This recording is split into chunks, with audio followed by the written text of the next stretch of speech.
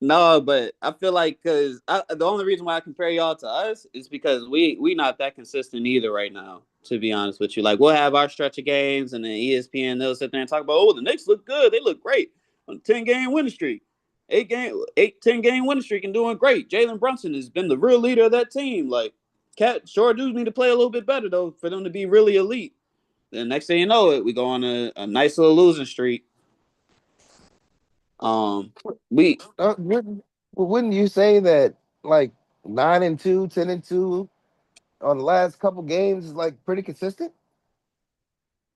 I mean, but throughout the whole season, though, You can only be as good as your last 10 games, Rob. Your last 10 games is how good you've been.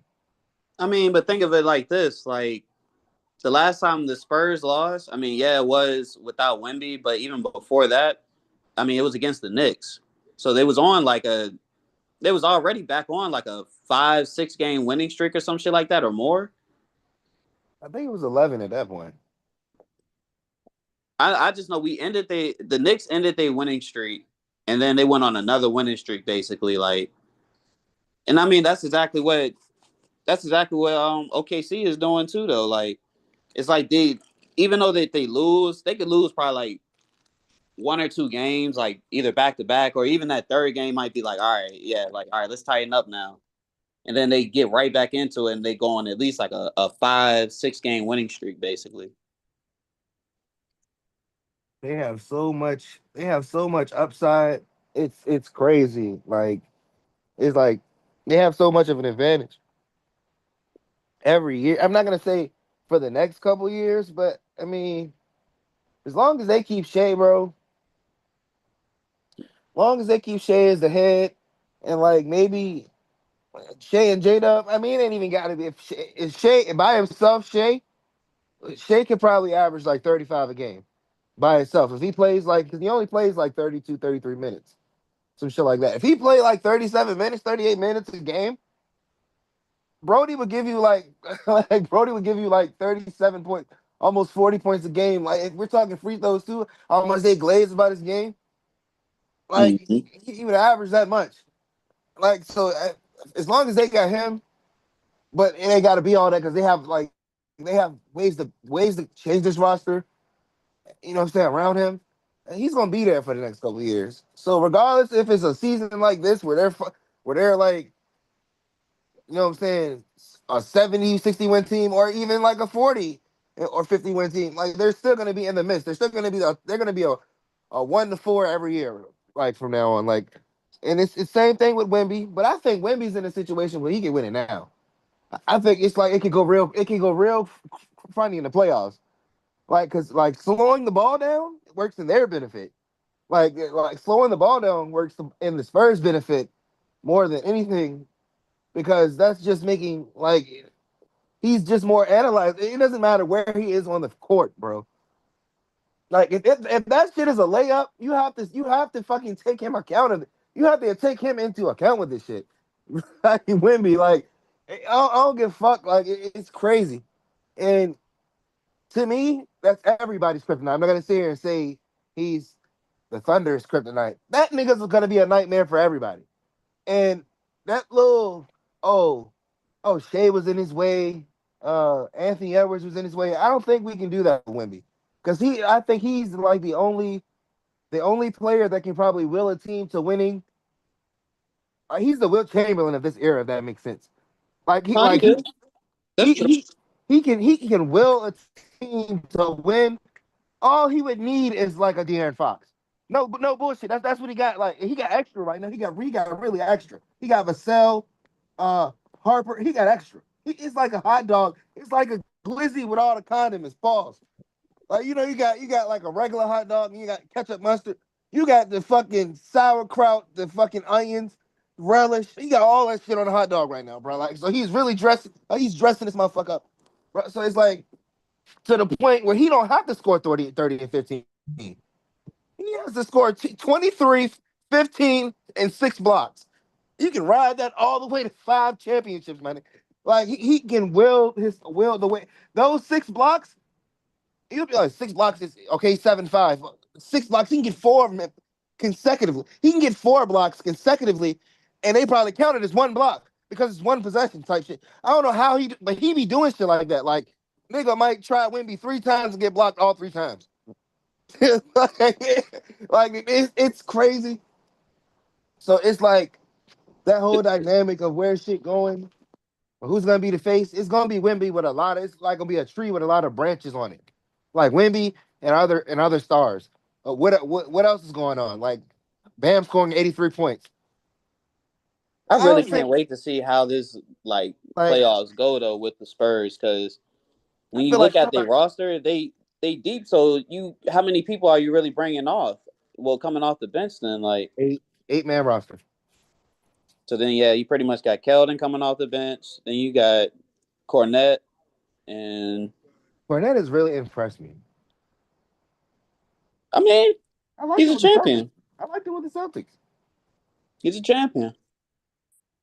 Like I mean, he plays hard nosed defense, and then I mean, shit. I feel like they finally caught like He's a the 7 footer. connection with him and like lobs and stuff too, though. He's a 7 footer, ain't it? I think he either 7 foot or 6'11". Okay. Yeah. So they've always been trying to pair that second 7 footer with Wemby. Like since his rookie season in the league. I forgot who that first center he played with when he first got drafted. The other white guy. But yeah, pretty much. Yeah, pretty much. That's it. That's it in the West. I mean, I was just gloating about how the Lakers was doing. To be honest, like I know, niggas not taking niggas don't take them serious like a nigga would take a Denver or a Spurs. Honestly, I don't know why you wouldn't take us as serious as Denver. We could be as serious as Denver, but we're not a lock like the Spurs or the Thunder. We're not a lock like them. I mean, y'all play them tonight, so let's see how that goes. Who we play? Denver. I didn't know that. And we play Denver. Yep, Yeah, I think it's one of the earlier games too. we got Denver in town. Oh, we in town. We in Denver. I think y'all in Denver. Hold on, I'm ready to look. Denver goes good when we're in Denver. Start taking And they got Jamal Aaron Murray for Gordon. over 30 now. Oh, he probable too tonight. Damn. Oh, hold on. What this say? Who probable? Oh, it says no, it's in LA. It's in Aaron Gordon played LA. tonight. Huh? Aaron Gordon played tonight. Probable injury management. Yeah, because I would say that's bad for Rui. I mean, I feel like they gonna have Murray play, and damn, that is crazy that they picked up Tyus Jones though. Like, it's a solid backup. Yeah, I know y'all half a game behind it, right? No, in front of them. So y'all Who get this Lakers in way. front of Denver? Yep, y'all get this way. Y'all go past Houston for the third seed. Okay. So we need this win, kind of. Yeah. What do you mean? So we need this one kind of y'all too. Yeah, nigga, y'all need it. Well, Houston, if they tail off, you gotta see who they play next because they had a sneaky win last night against the Pelicans. So Yeah, that game was good as fuck. That game was and I good. just like to say shout out to DeJounte Murray. We've been giving Jason Tatum this praise. And of course, the other guy that was featured in the game, Kevin Durant, who's like the godfather of beating the Achilles. But DeJounte Murray has been on the motherfucking heater since he's been back. And the game He he got had last nasty night, with dude. He got nasty with dude the other day. he was getting trifling. Oh, you talking about with the Raptors when he hit that three? Sneak. Yeah, Yeah. Ladarius Sneak. What his name is? I said Jamal. Ladarius. Oh, some. Yeah, Hey, Jamal Sneed. nah, Yeah, that's that's all it. right though, Hell, cause yeah, y'all play the Rockets next. Matter of fact, right after Denver. Ooh, wait. Lakers. Yeah, so y'all play them on Monday. Rockets, they out for the next 2 days. Y'all done until Monday basically, so y'all don't play tomorrow. So y'all have at least time to like ramp up basically, like to get ready for that game. But I mean, yeah, that should be the deciding. Well, it ain't gonna be the deciding factor because I know it's more games. But yeah, that's gonna be the battle right there for the third seed, pretty much right there. That's gonna be a good game. I agree. So Shoot. would you agree? Would you agree that like would you agree that the in season tournament should be where it is, or it should be like a little later, like around now? Oh, get it out the way. Wouldn't it Yes. get players more in the mode for the playoffs though? Not if it's not significant. Like if it has no type of like bearing to record or anything like that, like how they do in baseball or whatever. If it don't got no type of implications, niggas will go sit out during the tournament to get ready for the playoffs. Or they ain't Right, gonna go up like, they ain't gonna have so much intensity. right. Playoffs, man. So Right. I wouldn't recommend it. I wouldn't recommend it. I keep it before. Like It's basically like a pre All-Star game type shit. just trying to find a way to keep the worst of the teams. If the worst, maybe a situation like that Bam Adebayo situation wouldn't happen if teams like were given incentives not to be bad. Like if you were fucking incentive, maybe if you actually play good, you have a higher percentage of getting the first round pick or something like that. Like not teams who like just purposely intentionally be ass. It's different when you're ass, but it's the difference when you're ass and you're trying to lose. Like I don't know, bro. Like I Well, make since 82 we on the games. topic, but go ahead before. I'm just saying like an 82 game season for the casual Washington Wizards fan or the casual Pelicans fan. You don't ever get to see shit. So like I'm just saying like ways to make the game more competitive. Instead of saying watching shit performances. That's all I was trying to bring up. That's all I was saying for. Well, uh, see, I'm kind of iffy on this because I really don't want to discredit anything about Bam's performance.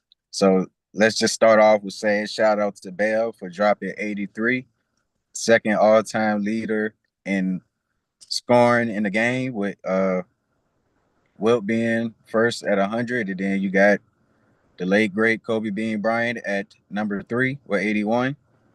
That shit sounds so So fucking crazy, bro. Like it definitely sounds crazy. It sounds like a glitch in the Matrix, and I ain't even gonna lie. That game kind of got like a little glitch in the Matrixy. Like just in the end, as far as that, like the beginning, okay, that was legit because he was going crazy. Like he was getting legit buckets, getting and ones and all that. So, you know, that part of the game, outstanding, like phenomenal, like A1, A plus, great performance for like the first 3 quarters.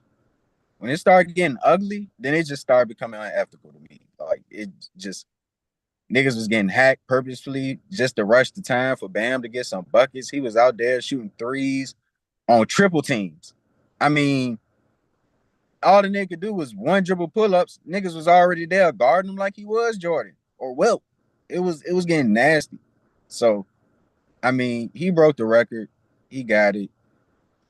It is what it is. If we just talking strictly performance numbers, it's a outstanding all-time performance, obviously. But if we're just talking about like meaningfulness compared to other games, that's when I kind of stray away and say like there's 70 balls that were better than what Bam did, and then the Kobe game, that's not even a discussion because again, as we all know, the Lakers needed that whole 81 clip because the Raptors were hooping. It was a competitive game.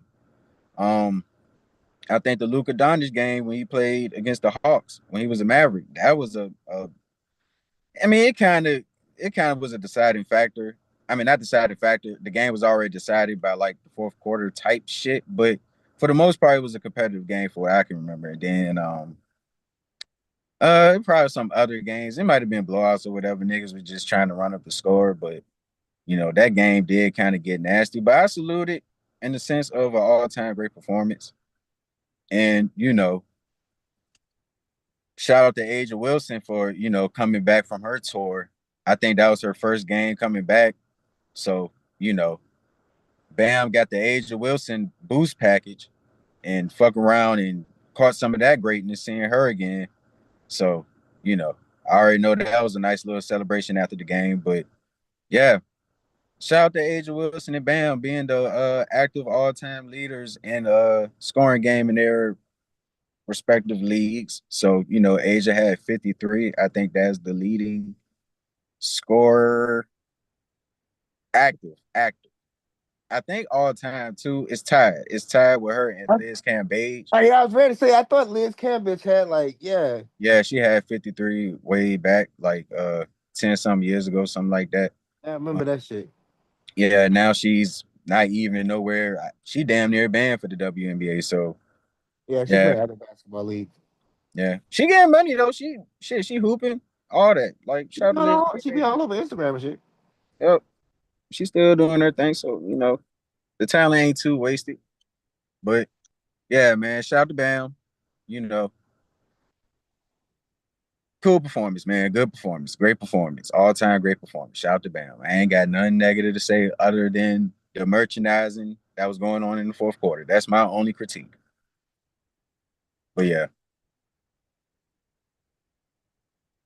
Like I was tripping when they just was showing reactions of the shit, and they said they brought the reaction of the shit up after the end of the Lakers game, and they was like when he broke the record, man, the crowd started booing. They couldn't believe it. It's like the fucking I think first is like if you didn't watch the shit and you just seen it like probably half of the East Coast type shit, like you immediately go to the box stats and you like, huh? Like the first thing would pop out to you, like if you was to go to the box stats, it would be 43 fucking free throws. You'll be like, what? Like first, like, cause I bet, cause when it was like at 30 after the first quarter, I bet like watch the nigga though. Cause I was just, cause you know, that's the trigger for niggas to get on FanDuel, start betting. Betting is over. All right, now you gonna have over 50. So I was like, I made a joke. I was like, I bet he don't have a 36. I bet he finished with 36. Now I put my phone down, bro. Next thing you know, I picked my phone up. I kept getting bets. He was at 60. And then I put my phone down again. I came back and the shit said I took a bet. When he was at 60, a bet for him to have under 72. I took a bet to have him under 72 points. Man, I came back to my phone, and the first thing I checked is my bets. I went back to my bets, but the game was still going on. I went back to my bets. And it say bet failed. I'm like, huh? I'm like, what the fuck you mean? 72 under 72 points failed? At this point, the game was probably over. I just checked the bet first instead of looking at the outcome. Man, I was like, fuck no, bro.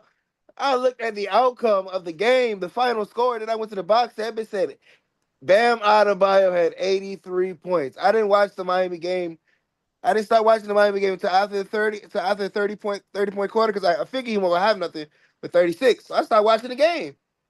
Like I figured he won't go drop that much more points after him scoring 30 in the first. Basically, I was casual. I was just going with the trend of how niggas play for real, for real. Like plus I was at work, if that made more sense. But to find out this nigga had 83 points and then to watch the game, bro, like and see niggas hacking him, like to make situations better for him to score and shit, like stat pad and scoring basically. I'm like, bro. So now niggas got to sit here and acknowledge this shit. It hurts when you have to be a real ball knower of the sport, and you have to acknowledge that performance. You really have to say that performance over Kobe Bryant's name, or you can be like Will Chamberlain and Kobe Bryant. Niggas still say, "Oh, Bam Adebayo scored 83 points, bro." Like that shit, right? Like that shit, crazy. Like out of all his proteges, bro. You know what I'm saying? You would think a nigga like first you would think a guard would do a guard would do this. You think a guard would do some shit like this, like high threes, free throw line, like this low key be some Luka would do type shit, like or Shea just go magnificent, like or some shit like the integrity to even let a nigga be in the game when they have like 70, 69 or some shit. The integrity will tell you, all right, now I'm gonna just sit you down because it's principalities to this shit. Who are you, nigga? Like we're not gonna give you the shot of breaking Kobe Bryant. But it's just a mixture of right things. He nigga play for Eric Spoelstra. He play for a coach that don't give a fuck about none of that. He said he don't believe in some shit after the post game. He didn't believe in something. Like it was something like all rules that can be broken. Some shit he said like And I'm like, damn. Goes to show they don't really care about that Kobe record, bro. Like, so that shit weird to me. Like, I'm always respected as a basketball fan. Like, I always respect it. But I ain't gonna sit here and say that shit make him any better than anybody else. That shit don't make him better than nobody else, nigga. That game, that 80-point game is like a that game is like a 60-point game to me. I'm gonna cut it as like a 60-point game, cause that shit bullshit, bro. Bruh, don't discredit it, bruh. Even though how the game went, like, I mean, I'll still give props to Bam, man. Just for even having 83. Yeah, it was in kind of like a crazy way. But I mean, come on now, man. In these kind of chances, I understand that though. Like, who is ever going to have a chance to score that many points like in a game? A Like, whole lot of players had a chance to do it. They stopped because they got set out. I mean, Clay scored 60 in 3 quarters. yeah, but I don't think he would have kept going like that though. I mean, yeah, a lot of niggas be hot, but it's not like they was just like how they did with Bam. Like with Bam, they actually just kept giving that nigga literally the ball every fucking possession, just to keep scoring, just to really keep scoring and everything. And the foul and the free throws was also there too, though. And plus, the Wizards suck. Plus the Wizards. Yeah, they trash. Alex Sarr is. I mean, I know it was bad when Wemby had got what Alex 70 Sarr dropped got on him off by though. Joel. Alex Sarr got off. Alex Sarr got off. No, no. See, because when I said this last year, yeah, either last year or the year before that, when Joel dropped 70 on Wemby, but Wemby had like 30 or 40, like I don't get that then. Yeah, but those buckets weren't dropped on Alex Sarr though. Those buckets was dropped on dude. No, On those dude. buckets was also dropped on Alex Sarr too. Fuck, no, hell no. Go back to that. Nah, bro. I sent something to the chat. I sent something to the chat. That's how I know Alex Sarr 28 points. Bruh. That's what I was Niggas saying. said them Like I buckets won't said, that's against what I Alex said about Sarr. Wemby last year too. Like not all of those buckets was on him, but I mean, it was Sarr did play a part in that too because that's his assignment. I mean, yeah, he played a part. Yeah, he played a part just like Jalen Rose played a part in Kobe Bryant's 81 points. Like, yeah. Man, he played a part, but it ain't like he dominated Alex Sarr for 83 points, bro.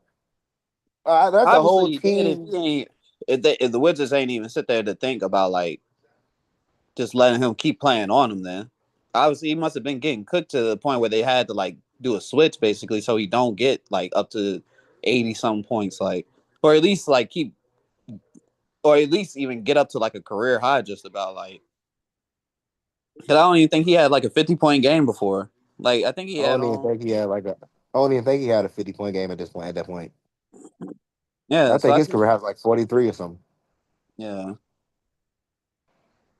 He's not really a scorer. Like he like he's not. He said that he's not really a scorer. So for this to happen, like it's really unorthodox, man. I really would, really, man, Like I really said, wanted this man, I shit. respect it just because the nigga did it and it's the sport that I love. Regardless, just because he's over Kobe with at least points, that's all you can just sit there and say about this is that he scored more points than Kobe Bryant. But you're not going to sit there and like hold So this he's against anything about Bam being like a great better ass player. scorer or some shit like that. Like I said in the chat, he has a offensive bag. Bro doesn't do just pick and rolls. He even before like the 3-point shot, he had like a corner three. I mean a corner like midi basically like, and he could still And dribble the ball to you put that facilitate. nigga on Team USA. He ain't doing none of that shit. It was Team USA. He didn't have to do a lot of that shit. Yeah, he plays a specific role. I mean, yeah, he plays a specific role, but that's why I said he still has an offensive bag, though. It's not like the nigga is only one sided. So I mean, what role has he been playing his entire career, Rob? A facilitator, center? Like, what do you So mean? he's been so he was a facilitating center in On Memphis. offense? Like, what? What do you mean? What college he went to? Kentucky. He was a facilitating forward in Kentucky. I mean, in the league right now, we're talking about the I league said his right whole now. career. I said his whole career. We're talking about the league right now. He just started doing that shit with the last 2 seasons. No, he's been doing that shit. He's done the shit even in the finals. What are you talking about? His game is starting to flourish the last 2 years. Go look at the finals even in the bubble, nigga. What are you talking about? He didn't I just do remember him. it. I remember him being a rim protector. But Like that's why I said go look at it, because all you doing is just remembering right now, bro. I ain't even trying to be funny, but I'm just trying to say, like, go look at the finals that y'all played him in, and you'll see that he did more than just what pick and roll. Like, I'm not saying like he has an offensive bag that's like so great or anything, or he's like a better a top 5 offensive bag in the league or some shit. I'm just saying he could do more than just one thing. Like, that's all I'm saying about he's a it. typical power forward to me. He's above average power forward. I haven't seen him do anything the above average power forward does. That's all I'm saying. He got his one or two. He got like Kenny said. He got his 1 to 3 go-to moves that work for him, and they do. But that's the thing though. Like, of course, like the most thing is that he's great. The best part of his game, yes, he has a great defense. But when it comes to the offensive end, he does kind of show you a little bit more than just like a pick and roll though. And He's this was even capable of catching before the this ball. season. He's capable of catching the ball, giving you two to 4 dribbles, and going to the basket. Yes, he's No, it's been capable of times doing where that. even Bam dribbled up the ball before. Nigga ain't pressing him 98 feet. I mean, why would Anybody, you? nigga, nigga, I didn't see Boban bring the ball up the court a couple times. My nigga. I'm gonna just show you some Bam highlights, man. I'm gonna send it later on in the I know chat. who Bam Adebayo is, though. I know who Bam Adebayo is. Apparently not. If you sitting there thinking that he's like kind of limited to like I one said or he's just like only one or two moves, basically, like he ain't no Lamar Odom. That's an offensive bag. He's not no Lamar Odom. this nigga trying to make it seem like a offensive bag is just like it's got to be so phenomenal. Just about like No, I'm I not don't trying to gotta say be he has phenomenal. a better offensive bag than anybody. I'm just saying in his game, regardless, You he saying he has has an offensive bag, you have to hold that to some standard, nigga. What offensive bag are you talking about? What does he do? What is an offensive bag? nigga. Tell me what it is. Didn't I just not Tell say me what it is. facilitate, You say score? Like facilitating is nigga, not what a do you bag. mean? Nigga Facilitating has is the not an mid offensive range. bag, Like what nigga. do you mean? Facilitating is the moving of the ball. That's facilitating. That is passing the ball, moving the ball around. That's not Facilitating the offense. offense. Is that offense? That's not an Is that offensive bag, offense or nigga. defense? That's not an offensive bag. Facilitating is not an offensive bag. It's not a. Anybody can facilitate, my This nigga. nigga is casual right here. Like Anybody this can is facilitate. crazy. You're This not is explaining what the fuck you crazy. mean. My You nigga don't lost, bro. know You try see when definitions or you do something. that shit's whack, bro. When you're wrong, you need to just admit you're wrong. Nigga, there is no wrong. That's not a fucking offensive bag. Facilitating Oh is not my an offensive bag. god. So tell me something else he does. My nigga, I Bam just said even facilitates. before the 3-pointer, the nigga even had a mid range. Like, what do you not listen? Like, get the wax out your ears, dumbass. He said facilitating is an offensive bag. That's part of offensive bag. Is that not? Because that's offense, dumbass. Like, are you retarded or Okay. something? I'm not fucking retarded. Okay, but go ahead. You got it.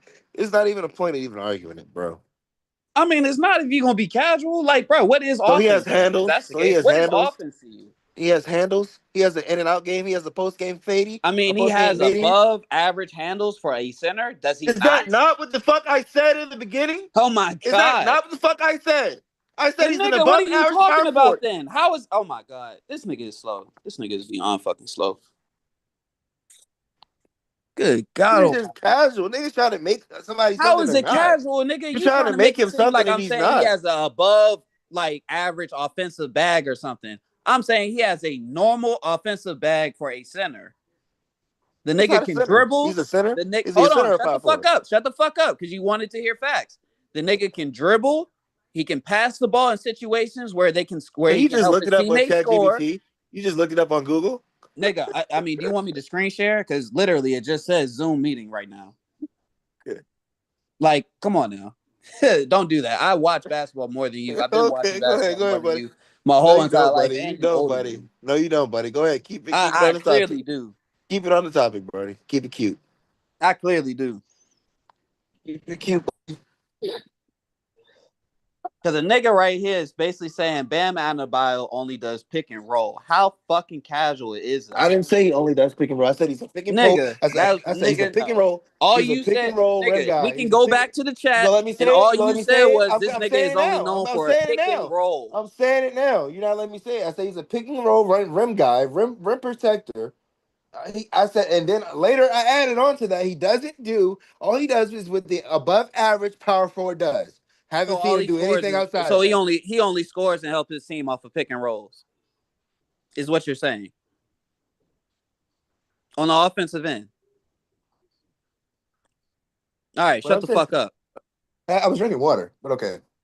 So you put him in a pick and roll offense. He picking pops. He picks and rolls. But it's not like he is. I was saying, bro, my nigga, he ain't what you saying he is, bro. Bam Adebayo. He's not all that, bro. They say you drunk, you don't know ball, but it's okay. He ain't all that, bro. Like I said, go to YouTube. I'm tired of having to waste my breath. Go to YouTube so you can I ain't actually gotta go to watch and YouTube, bro. see I for know ball, yourself. bro. I know ball, bro. I ain't gotta go to YouTube. You We talking don't. about Bam. We talking about Bam Adebayo, bro. Like we're really sitting here talking about Bam Adebayo having an offensive bag. My nigga, he fucking runs off screens. He pick and roll. He dunks. He catches alley oop. He's like a garbage man. He's like a garbage man of offense. He's gonna get your putbacks. He's gonna catch alley oops. He's gonna rim dive. He's gonna rim run. Like he blocks the ball. He's a rim protector. He just started shooting threes 2 seasons ago. Nigga, that's all you're looking at is that him just I'm not shooting looking. I'm threes. giving you his That's game. all I'm you're giving you what the looking fuck I at. see. I'm giving. He just started shooting mid range and three That's pointers you're giving in me his all Asian the Wilson only in things his that you Asian see. Wilson You're in the giving Asian me the Wilson era only things that you in his see. little You're not Asian giving Wilson me era. everything that you're supposed to see. In his little Asian Wilson era, that's what he's been doing. Oh my god, bro. This nigga right here. He acting like, bro. That's the reason why he doesn't win Defensive Player of the Year. He's not aggressive enough to ever win it. It's always supposed to be Bam Adebayo's year. It's never his year.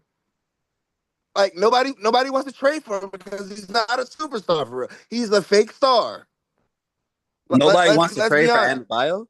No, that's why nobody's ever traded for him. I'm done, bro. All right, I'm done. I'm done. I'm done. Wh- I'm done. I'm just saying when you want a winner, you don't think of Bam Adebayo if you want a winning team. That's why nobody his trade value is like it fluctuates, bro. His defense, he's gonna give you the best defense you could ever think of. Outside of that, what can you build upon Bam Adebayo? I'm talking about like now. If you're talking about the last 2 years when he started shooting threes, the Asia Wilson stimulus, yeah, I'll take that Bam Adebayo. He's more like a less aggressive pick Kevin Love like now, like this Bam Adebayo. He doesn't get rebounds like how you think he should be, but maybe another team could change that like his temperament. But you're pretty much gonna get what you're gonna get, bro. And that's what it's been. That's why nobody trades for him. Like nobody ever goes to Miami to play with him. I mean, listen to all the years that they've been talking about getting a star. I specifically remember one year you, Rob, saying that Miami deserves a star. They're due for one. I remember you saying that. Why do you think nobody goes there and plays him? Because of Bam Adebayo. You can't win with him. Like, like maybe that's like I'm casual. Nobody knows that, or I think this bit has been a thing. Like it's Miami. Come on now.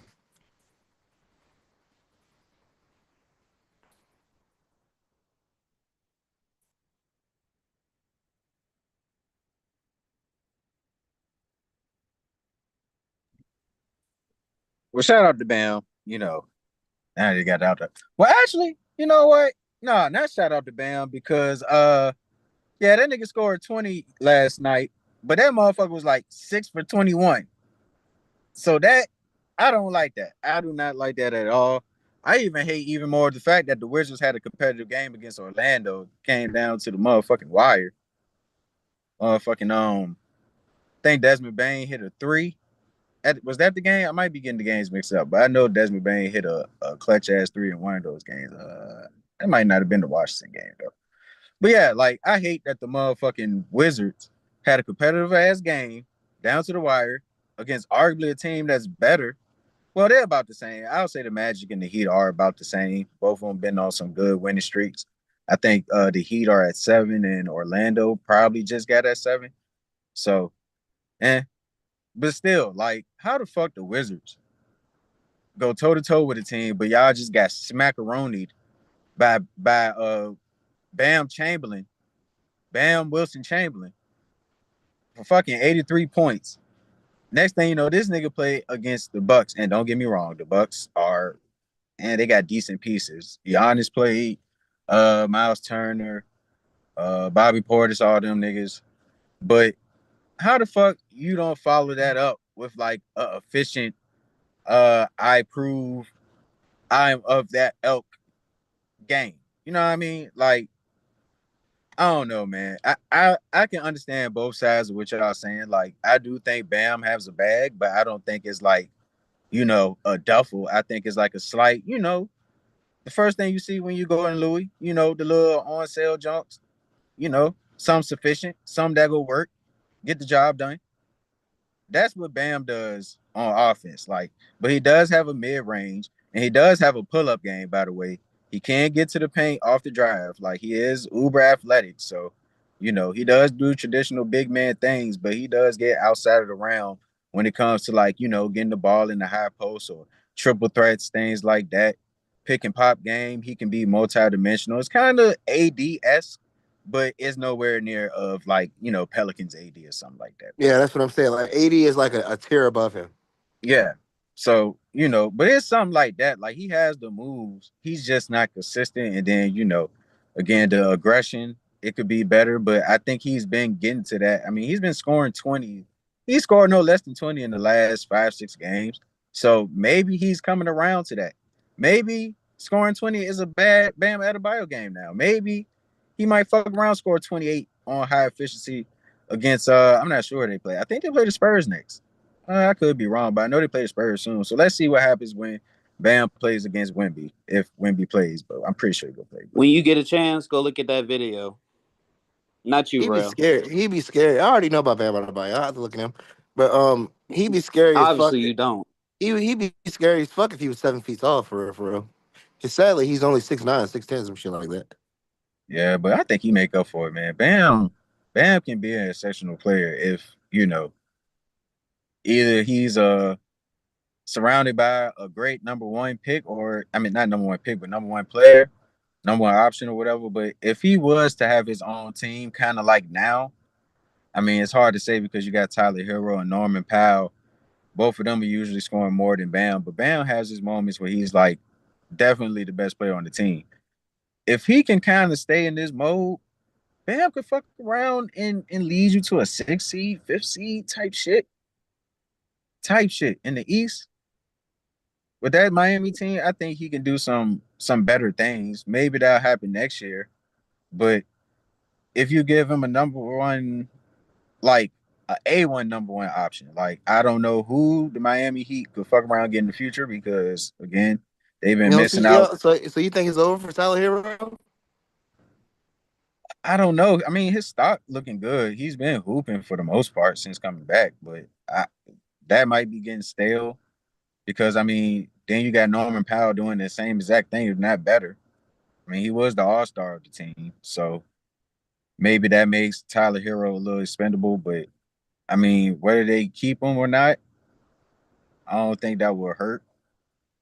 But I think if they were to trade him, you might not get something better. You might get something that's probably the same, which that would probably be a disservice because you're trying to get a upper echelon star, a Kevin Durant as player. Like,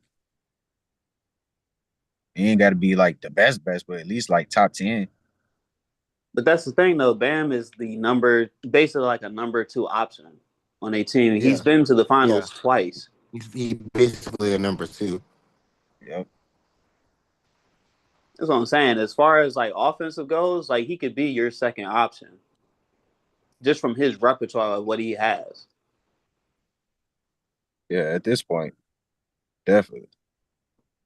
So I think we can all come to agreement that Bam ain't no going back from this shit, nigga. You are a 20-point scorer for the rest of your career. If you're not, that shit is fugazi, my nigga. I mean, I feel like it just also depends on who's around him, though. Bam is going to take the role that he feels that most fits it, though.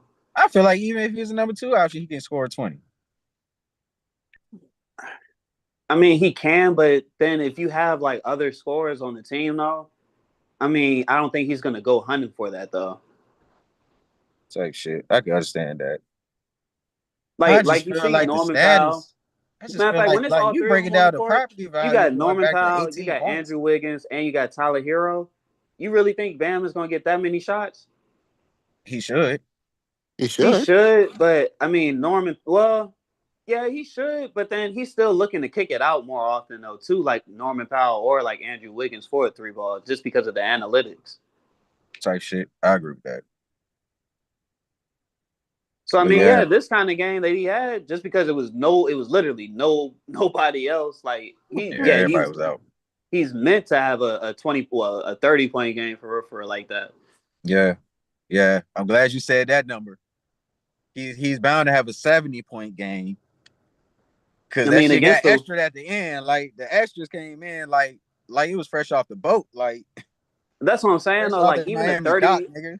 but that's what I'm saying. Even a 30 point game would have sufficed just from that, just from them playing against the Wizards and they not having nobody basically. Like even if it was just a blowout, 30 points would have been just a great look, just from nobody being on that team. Well, no other scorer being on that team, and it's just him. Yeah. But yeah, we in a whole different. This nigga really broke the matrix with this shit. This shit is crazy. But we can that's it. We can move on to any other things. Um, I know niggas brought up the MVP race update and stuff like that. Well, it's only been an update for, everything outside of the number 1 spot. But there has been some little rearrangements by NBA.com, I believe. I think that's the official rankings, but I did see what was it? Wemby at 2, Jokic at 3. I think they had Cade at 4, and then Luka at 5 or something like that. I'm not too sure, but I know as far as cases, first and foremost, Jaylen Brown should not be out the top 5 of the MVP. I know he kind of got a serving by the leading MVP candidate, but that don't Yeah. really take too much from what he's done throughout the entirety of the year. Just getting the Celtics in this position to be damn near number 1 seed. I mean, they still got a lot of work to do. They have dropped 2 games to the Spurs and now the Thunder, so they got a lot of ground to make up because I think they're 4 games behind Detroit. So, you know, if Detroit lose a couple games and Boston they win a couple games, they probably could get that first seed, but it's gonna have to go their way. But yeah, what Jaylen Brown has been doing all year without Jason Tatum and even a little bit with Jason Tatum, kind of sort of. You can't take away the success that he's brought being the number 1 option on that team still. Like that hasn't deferred just because Jason Tatum has came back. So, and not only him being the number 1 option as a scorer, but a playmaker, he's been the best facilitator all year. He's getting rebounds. He's been an excellent defender, probably make all defensive team, maybe second team. But yeah, like, and then not only that, with that Thunder game, he was leading some young bulls. Like they ain't had Derek White, so they had to depend on Baylor and Hugo Gonzalez to step up. They ain't had of course Vucevic, so it had Garza and Cater. They had some solid games, but yeah, it was a good stretch. Where Jaylen Brown was carrying through the most part. Great pitcher too. He had some good, damn good plays. Matter of fact, some good ISO buckets. Like, and when he was going into his bag, the little dribble, tween stuff. I wasn't surprised that he was hitting some of them shots because I don't know if y'all remember what I sent in the chat, but I sent the top 5 most efficient ISO scores for this year, and Peyton Pritchard is number 1 in proficiency. Like the volume isn't the same compared to Shea. Shea's top 5, but his volume is so crazy that he overlaps everybody. Like if you just look at makes and attempts. Obviously, Shea has been the best ISO player. And then if you just look at the games, Shea has been the best ISO player in the league. But Peyton Pritchard is number 1 ranked. And some of the shots he was making in the ISO situation, I was like, man, I'm not surprised that bitch hit that. Or Pritch hit that.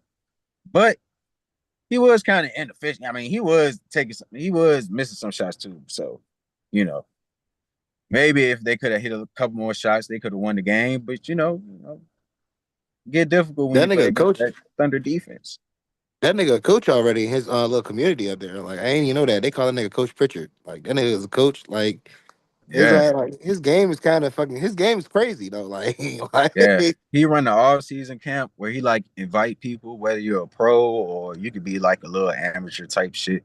And if you want to run the fade, he run the diamond gym type shit. Like if you want to run the fade, come on, we can run this one on ones real quick. We can do three dribbles, unlimited dribbles, whatever. Like you call, I think it'd be like five max, but still like he be running like 1-on-1 camps, drill camps, and all type shit like that. So Peyton Pritchard is a gym rat, a ballaholic, whatever you want to call it.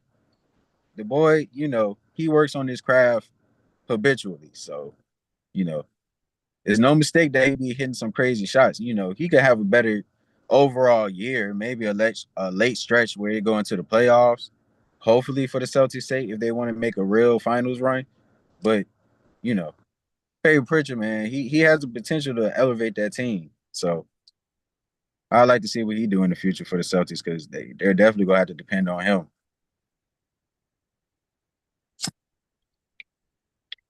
But yeah, just as far as the Jaylen Brown case, I don't think he should be outside the top five. I don't know what the NBA rankings is talking about with that, or maybe I got it wrong, but I think they did have Luka and KD before Jaylen Brown. He was outside the top five. So if that's the case, then shit, really JB should be top three, to be honest. Because no one expected the Celtics. If we just going off the expectations of the preseason, yeah, niggas thought the Celtics, they probably had a chance to be like in the race or a relevant team, but these niggas are the number 2 seed. Like, I'm not sure how far they are from the next team, which I believe is the Knicks. Yeah, they're probably like at least a game ahead or something like that. So, people thought the Knicks were going to be the best team as far as rankings or record wise. And for the Celtics to overlap them alone is kind of, impressive considering that they lost a first team all NBA player throughout most of the year. Also had roster adjustments with trading Kristaps, Drew Holiday, losing Luke Cornett.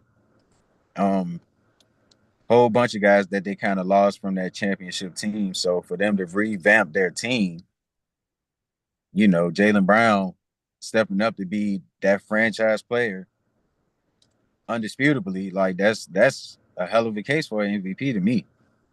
So because that was everybody's question. That was everybody's question before the season. Could Jaylen Brown step up and do that? That was everybody's question. yeah, so he's done it thus far. Even with He's done it thus far. a game, a duel with Shea, like they was going at it. They could have won the game. You know, missed a shot, didn't secure a rebound, or didn't box out. When we missed the shot at the end, I forgot who missed it, but Chet got the rebound, and we got the free throws and stuff like that. But you know, it's things that can go the Celtics' way. So maybe with Jason Tatum back, that can be shored up. So we'll see. Um, any other MVP? Well, as far as Wemby, I mean, I will agree that he's second. Like, I don't think no one outside of maybe it's hard to say Jokic because I think it's more so of a down year for him right now, but he has been stepping up a little bit for them. But I have been seeing games where Jamal Murray has been stepping up too. So it's not to say that he's doing more, but I think, you know, Nikola Jokic has done better in certain situations. So I mean, maybe it's just a criteria thing for him. Maybe it's just a standard thing for a three-time MVP, uh, one of the arguable best players in the league. So maybe that's that. But I would say that Wemby, for what he's bought for the Spurs, they are on a like what 13 out of 15 game streak, win streak, or I guess wins out of losses, whatever. And you know, I think he was out only one game. That game against they went toe to toe with somebody. I forgot. Was it fuck? Who was the team that they played against? They lost to I don't know if it was a West Coast team. I want to say the Rockets, but I don't.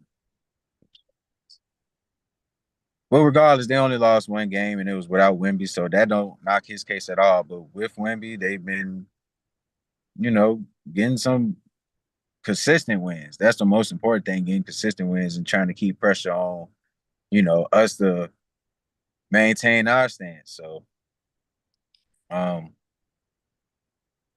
yeah, let me go back to this game log real quick for Wemby, real quick, because I don't want to miss out any performances. I know he's been dropping some 30s. I just can't remember who the fuck he been playing. Let me see. Let me see.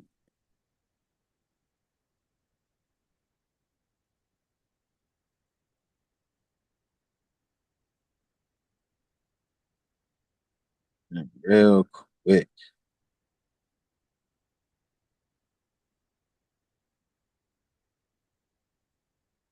Now, I will say his numbers as far as averages still ain't quite MVP s. Maybe if Wemby could get What to is he like averaging? What is he averaging? 24.2, 11 rebounds, 3 assists. They don't say the steals and blocks. I can go to it real quick. Only averaging 3.0 blocks, one steal. So I mean, yeah, numbers kind of it's cool, I guess, but it's definitely not like prime Wemby numbers, of course. But okay, yeah. So they played Boston. Yeah, that was the crash out game with Jaylen Brown, and he did kind of turn up in the end. Had like I think a smooth little 39. Shit. Yeah, and then Houston. That was the game he played though. He played in that game. Had 29 above fashion. Played against the Clippers. Uh, I remember that game a little bit. Yeah, because him and Kawhi was going at it a little bit. Um, yeah, of course the game against Detroit. So yeah, like they've been on a win streak. The only L he's seen recently is the game against the Knicks. Taz man with the gas man. If you're available, I wonder how you feel about that game because usually when your team, whoever you playing or your teams play, you usually say, "Oh, I'm just waiting on a good. I'm just hoping for a good game," or I'm just hoping for some good hoops, man. As long as it's good. Well, is there any thoughts on the Knicks blowing the Spurs out 114-89, or is that just like a cool little anomaly or something like that? I mean, I just feel like they kind of got like their number on certain things. Like really, it was just kind of getting out coached and outplayed by Well, you like the said they. leadership. You said they. Who is they? Knicks, So are we officially a Spurs fan and not a Knicks fan? them both. Because you said they. I would have thought, if that was your team, you would say we. But continue. I mean, I'm not gonna. That would be crazy to say we for both of them. Then you wouldn't know who I'm talking That's about. what we've been saying this whole damn time. Not really. Nigga, oh my God. All right. Y'all All just right. want to make it difficult because I got two teams. It's not, nigga. We've been saying it's kind of crazy to rep two teams. So when they play, who you repping? Nigga, I said I just want to watch good You hoops. said they Like both my you teams. already I'm just just hoping said for a that. good game. You had just said that. I said I just always want to see a good game. Why do I got to keep repeating that? So you want to see a good game, but you're saying them for the Knicks. Nigga, I'm just saying for both teams, I want to see a good game. For both of my teams, I want to see a good game. Instead of just saying they and we, I want to see both of my teams win.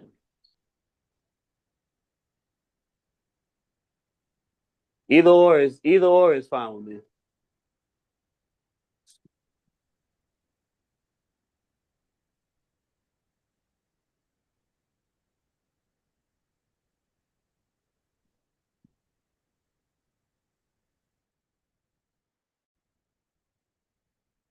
Yo, yo.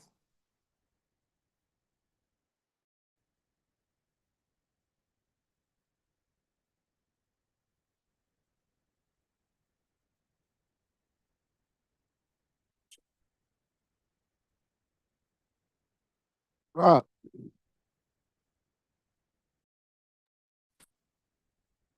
you on mute?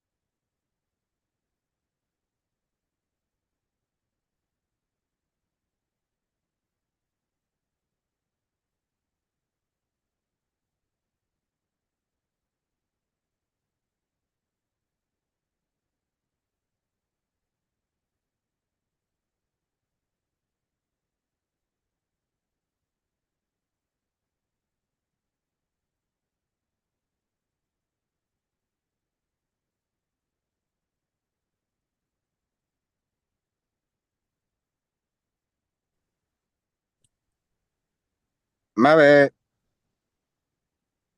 Yo, Hype in the yo. motherfucker. But yeah, real quick, I do want to shout out. I think it's Ryan Elaine 4332. Shout out to you. Got a couple comments, actually 4 comments right here. He said Laker Nation in the house. So, oh, that my bad. But yeah, got Lakers Nation in the house. I'm not sure what he was addressing on some of these comments. He said he got a point, no doubt. He said Lakers or Knicks in Game 7 series. So that's his question. What do y'all feel about that? Like, who y'all got if the Lakers and the Knicks were to play in the finals? Some type of 2K way. I mean, we seen crazier. So, but who would y'all go with in the Lakers versus Knicks series? They are 1-1 this season. So I think it's a temperament of both sides, man. I think like playoff. I think it's like home court advantage. If we get home court advantage, man, I think we can win. I think we can win in five. You know what I'm saying? I think we can beat these guys in five. You know what I'm saying? Healthy Luka. You know what I'm saying? I think we beat him in five. it's kind of bold. Me I believe, personally, I I believe will in my go. team. I will go Lakers in 6. I'll go Lakers in 6. Like I Just don't. too much offensive firepower. Just too much offensive firepower on our side, man. Yeah, like I don't. I don't even think they'll be able to hold LeBron for real. For real. Like they can get OG in foul trouble, and then he gonna have to guard Luka and LeBron. Because if you put OG on Luka, who's guarding LeBron? Josh Hart. It certainly ain't gonna be Cat. Who you go match up with him that was of his build? Mikal Bridges maybe, but again, that's post work barbecue chicken. Love barbecue on the grill. Hey, baby, little baby, look what I got on the grill Still today. still ain't brought up Mikal, Austin Reeves yet. Like, you said what? yeah, I still ain't brought up Austin Reeves yet. Yeah, who has been on a heater? They have a crazy record without LeBron, and even though Bron did come back, and who did y'all play? That wasn't the Bulls game. That's when Luka dropped 50. Was it the Timberwolves? I forgot who y'all recently played. LeBron did had a good game too. He turned up in the second half. It wasn't the Timberwolves, was it? Wasn't the Timberwolves? Let me switch this shit. Quick. Because it wasn't the Bulls. I'll be back, but you can keep going. It was the Timberwolves. If I'm not mistaken.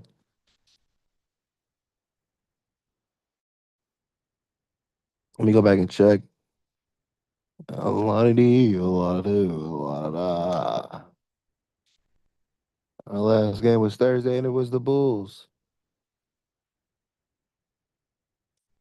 Oh.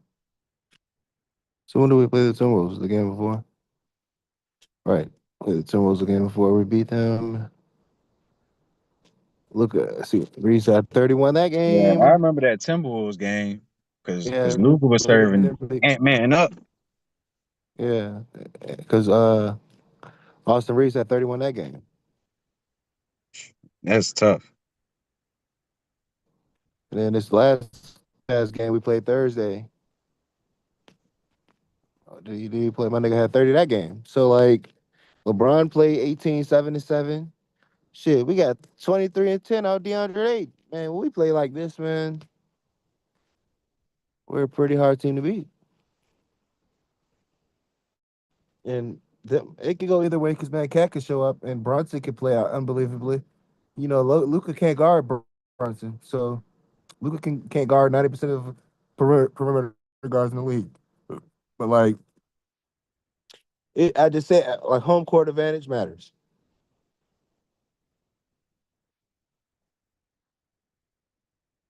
Well, y'all are staring at the gun because if y'all can get this one done, y'all be a home court. I mean, y'all already got home court as of now, but it would just mean something. Definitely in the psyche sense, if y'all get a win against Denver, because they have been a thorn on y'all side for quite a Yes, while. But right. For almost 5 years now. damn near, but it could turn a tide in this Luka Doncic era. I feel like for one, they're not as defensively equipped as they were in the past type shit. I mean, they got some solid pieces, but I don't think their defense has been like all that this year. Maybe because of They got injuries. situational defensive pieces. Yeah. And I think the injuries is a big part too. I mean, they ain't had Aaron Gordon, who is their best defender, and also Peyton Watson, who's out. They ain't had them for, quite a while or a good They could amount of use spurts. they could use somebody like Derrick Jones. Yeah, type shit. That would be good.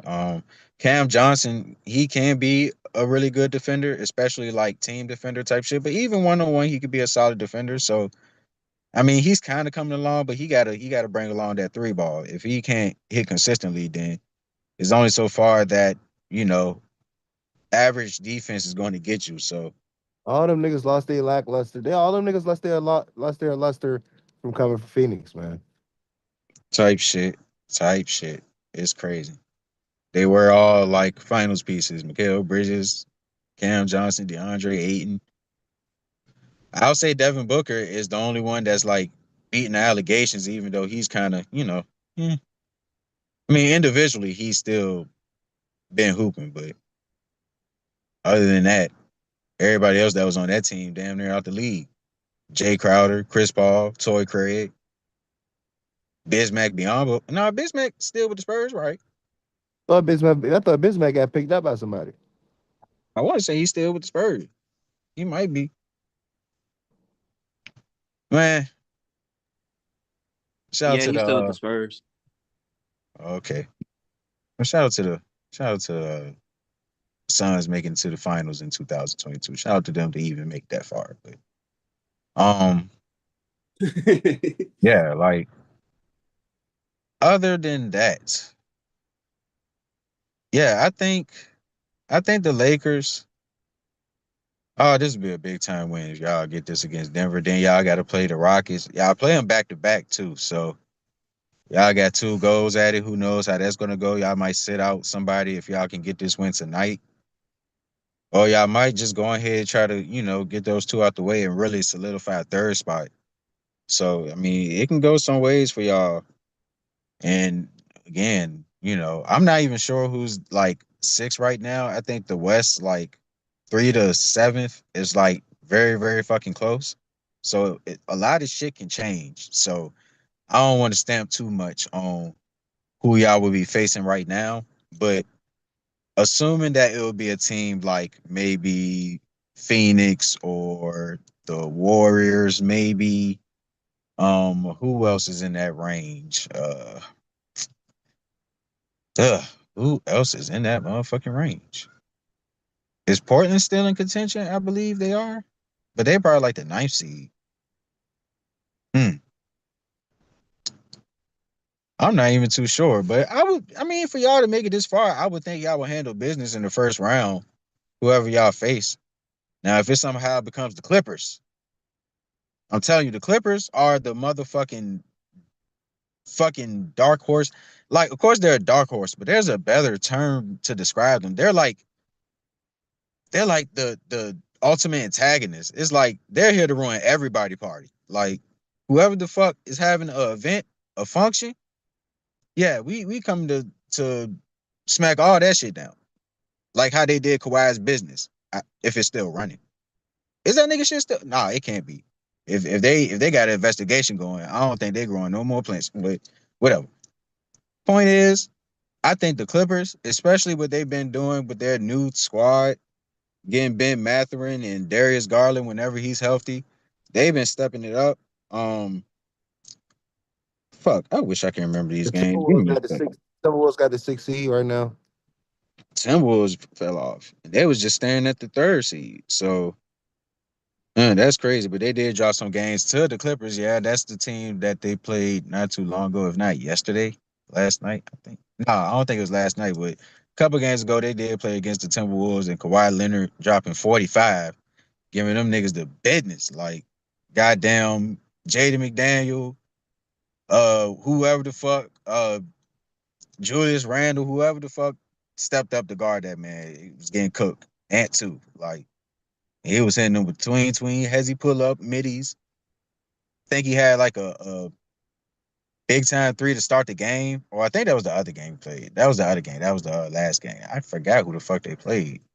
But yeah, yeah, with Kawhi rolling, how he's still been playing, he hasn't took no type of step off since he's been going crazy with James Harden. So with James Harden not even being there no more, and they just plug in some, younger talent or whatever, there's been no drop off for real, for Kawhi's perspective. So I mean, anytime you got somebody that has two Finals MVPs under their belt, you see them on their best scoring year ever, which is crazy to say because Kawhi has had some prolific scoring years with the Spurs, with Toronto, all that good stuff. For him to be rolling at this trajectory, you don't want to see that in the first round.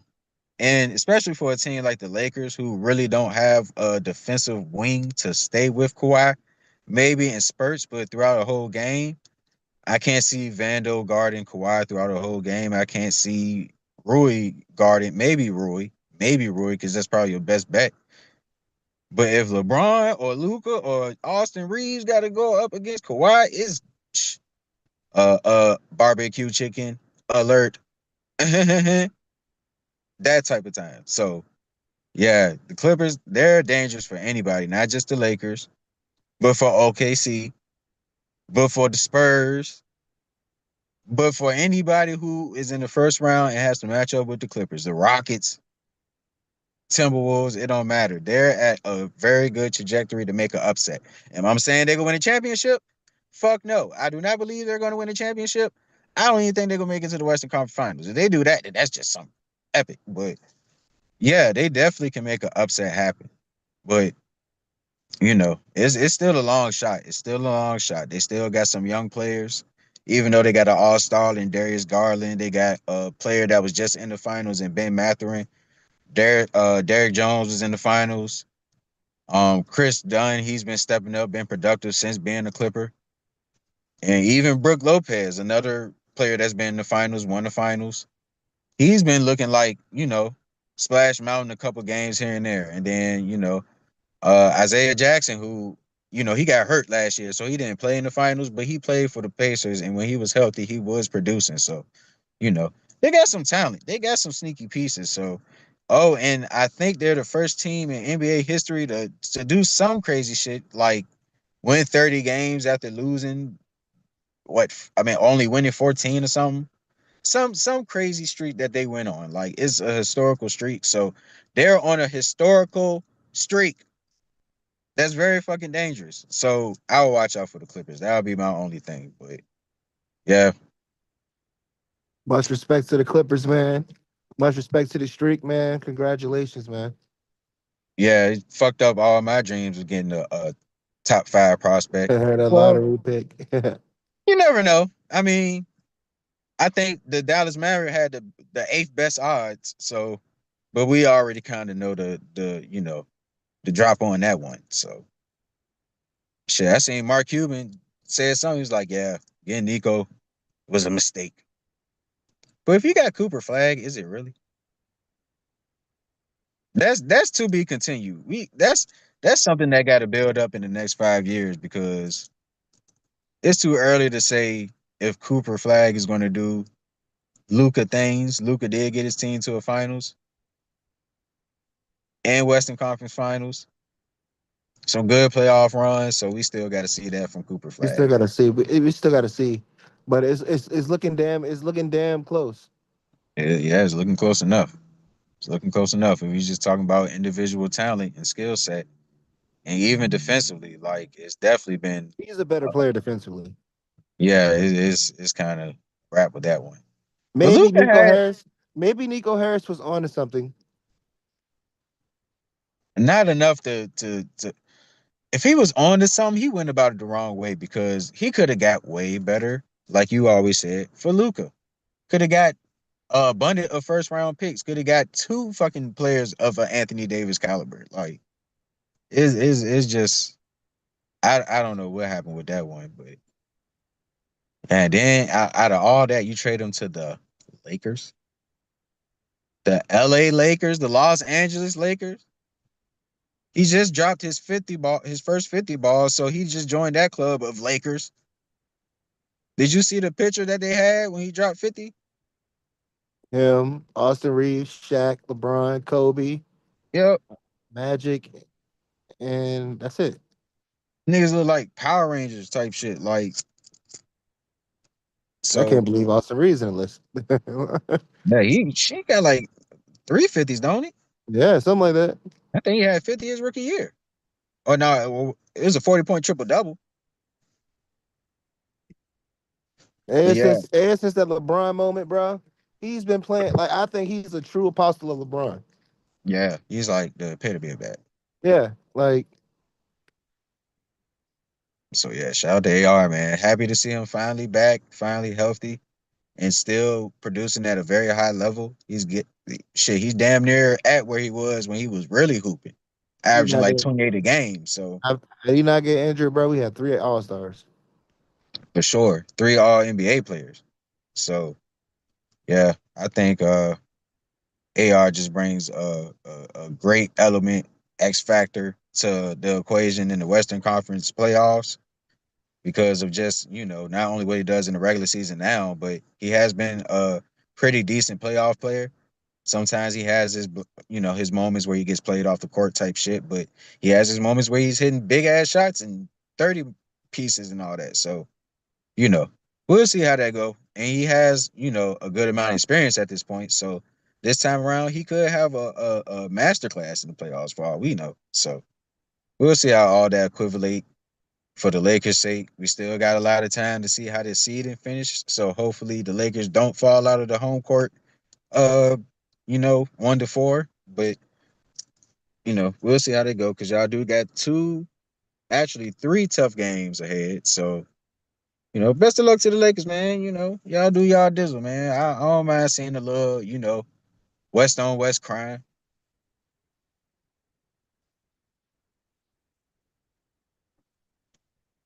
And again, shout out to Ryan. I don't know how to Ryan Elon 4332. Appreciate the comments. Much appreciated. Um, and again, yeah, the Lakers would smack the Knicks in the finals if that were ever to happen anytime soon. I will go with that. But anyway, um, yeah, that's pretty much it for real, for real. I don't think there's been any other crazy things. I will say, just to go back on the topic of the Celtics going against one of these first round teams. Now, let's get this clarified. Threezy, are you there? Are you present? Is it Yes, just sir. me? Okay, it's not a conspiracy.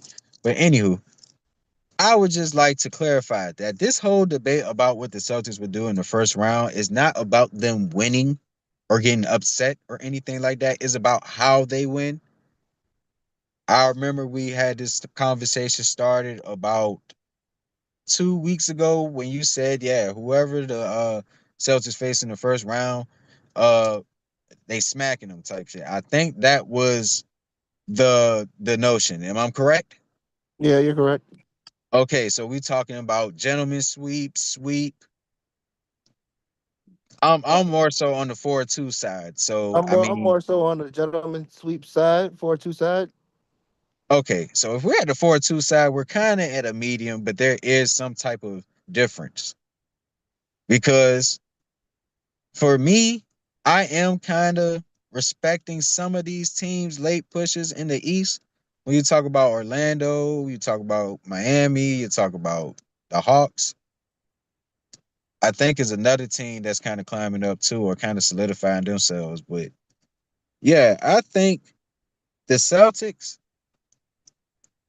in the playoff situation, I think they're going to get some games lost here and there. For one, because in the playoffs, I don't think Jaylen Brown going OD will probably be the best situation. I know Jason Tatum will be back, but we got to understand that in a playoff situation, he's still not going to be playing big time minutes. Like he's still going to be limited. Now he has been spectacular these last 3 games that he's played.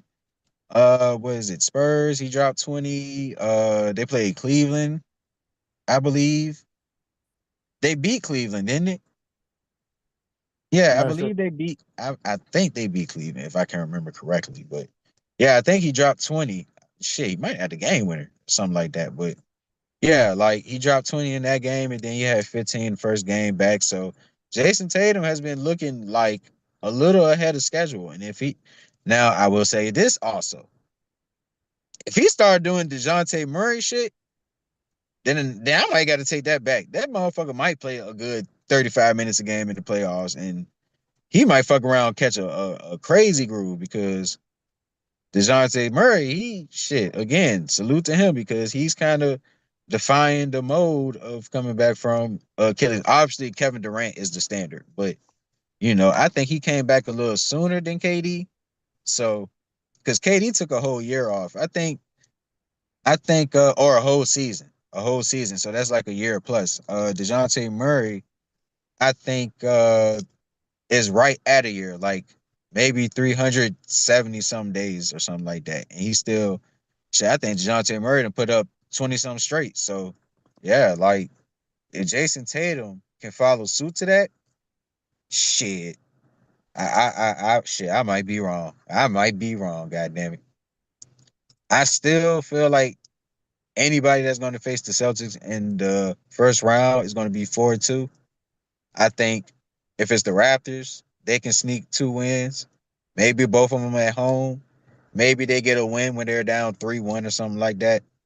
But I still think it's a possible 2 games that any of those bottom teams can get Orlando. Especially if they can get Franz Wagner playing at like 75% because Desmond Bain has been on a motherfucking heater. I think he averaging more than Paulo. And Paulo ain't been looking too shabby either. So I mean, they've been clicking.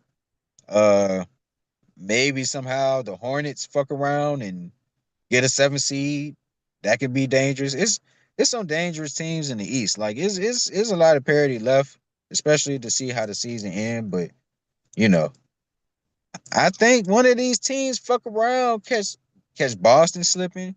They might catch Detroit slipping. Detroit could be in danger, and you know, how they've been telling off isn't as bad as it might seem because they made so much ground in the beginning of the season. But I do think that their offensive woes have been a little problem here and there. But they had a little couple of injuries and they're still trying to get a groove back together. They still kind of under 10 games from suspension. And then I think Asura Thompson is going to be out for maybe another week or so. He might be on the way, but still, like, I think that's one of their integral pieces, one of their connectors, their glue guys, offensively and defensively. And, you know, you always go take a hit when you lose a talent like that. But regardless, they still been picking up some wins here and there. I forgot who they just smacked. They smacked Memphis. Memphis made a late comeback in that game, but to start off, I mean, it was the Jalen Duran show. I mean, and Jalen Duran, he's been looking damn good since suspension, coming back from suspension. So, I mean, Detroit, and they struggling a little bit, but they still finding ways to win games. So, I mean, maybe they could fuck around and get a little better towards the playoffs.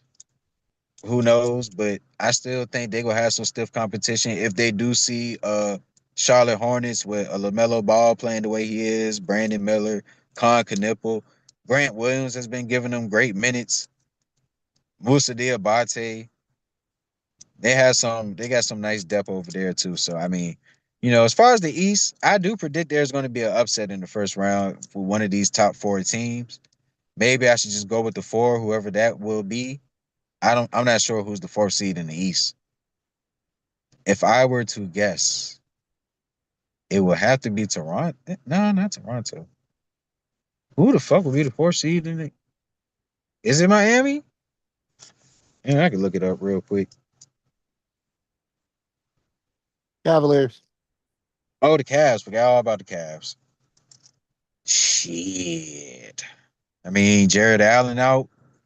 I mean, he probably be back soon. Hey man, it's looking. You know what? I'm gonna put a bean on that. You know what? I'm gonna put a bean on that. If any of these teams are to lose in the first round that are a fourth seed or higher, I am going with the Cleveland Cavaliers. Not making it past the first round. I will take that one. Oh, did he? Put that disclaimer. But yeah, I can see. I'm still kind of iffy about them. Again, they lost to Boston, so that was one of their tests as far as like them competing against higher echelon teams. I know they got a good record since having James Harden, and you know, before Jared Allen went down, he was looking like shit, a top five center, looking like goddamn uh Afro O'Neal. And then Evan Mobley, he just came back not too long ago. He's been putting up some productive stats. Sold me on a parlay with 2 blocks. Sold to the nearest FanDuel donation center.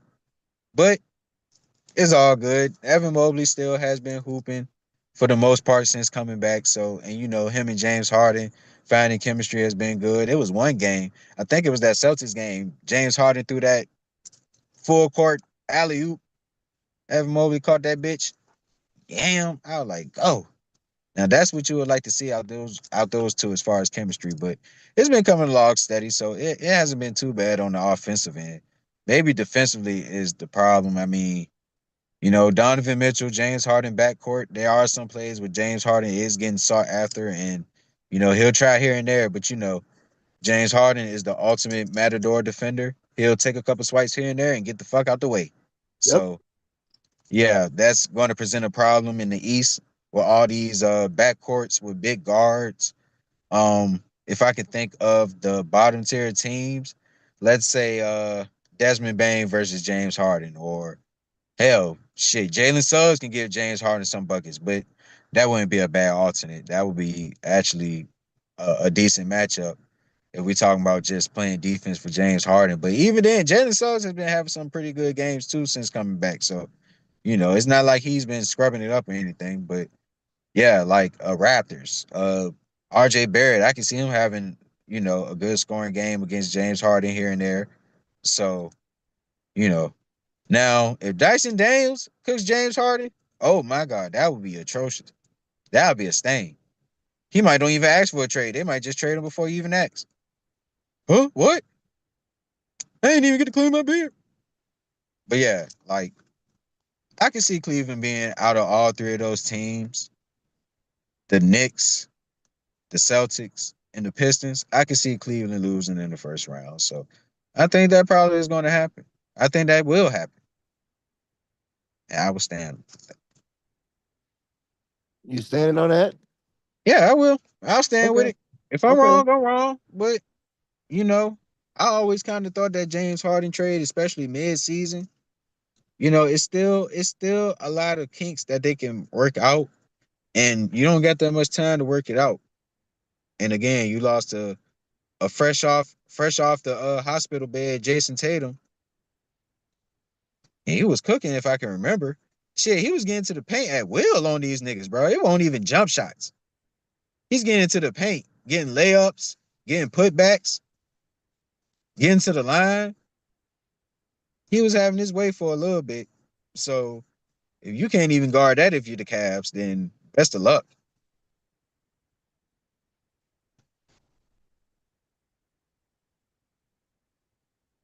But yeah, that's pretty much it about the East for me. Might be it as far as any NBA takes. Do you got Yeah. any other remarks, Threezy? Is Rob gone like usual? Is he? I think so, man. This too much of a reoccurrence, man. Niggas got to start docking some pay.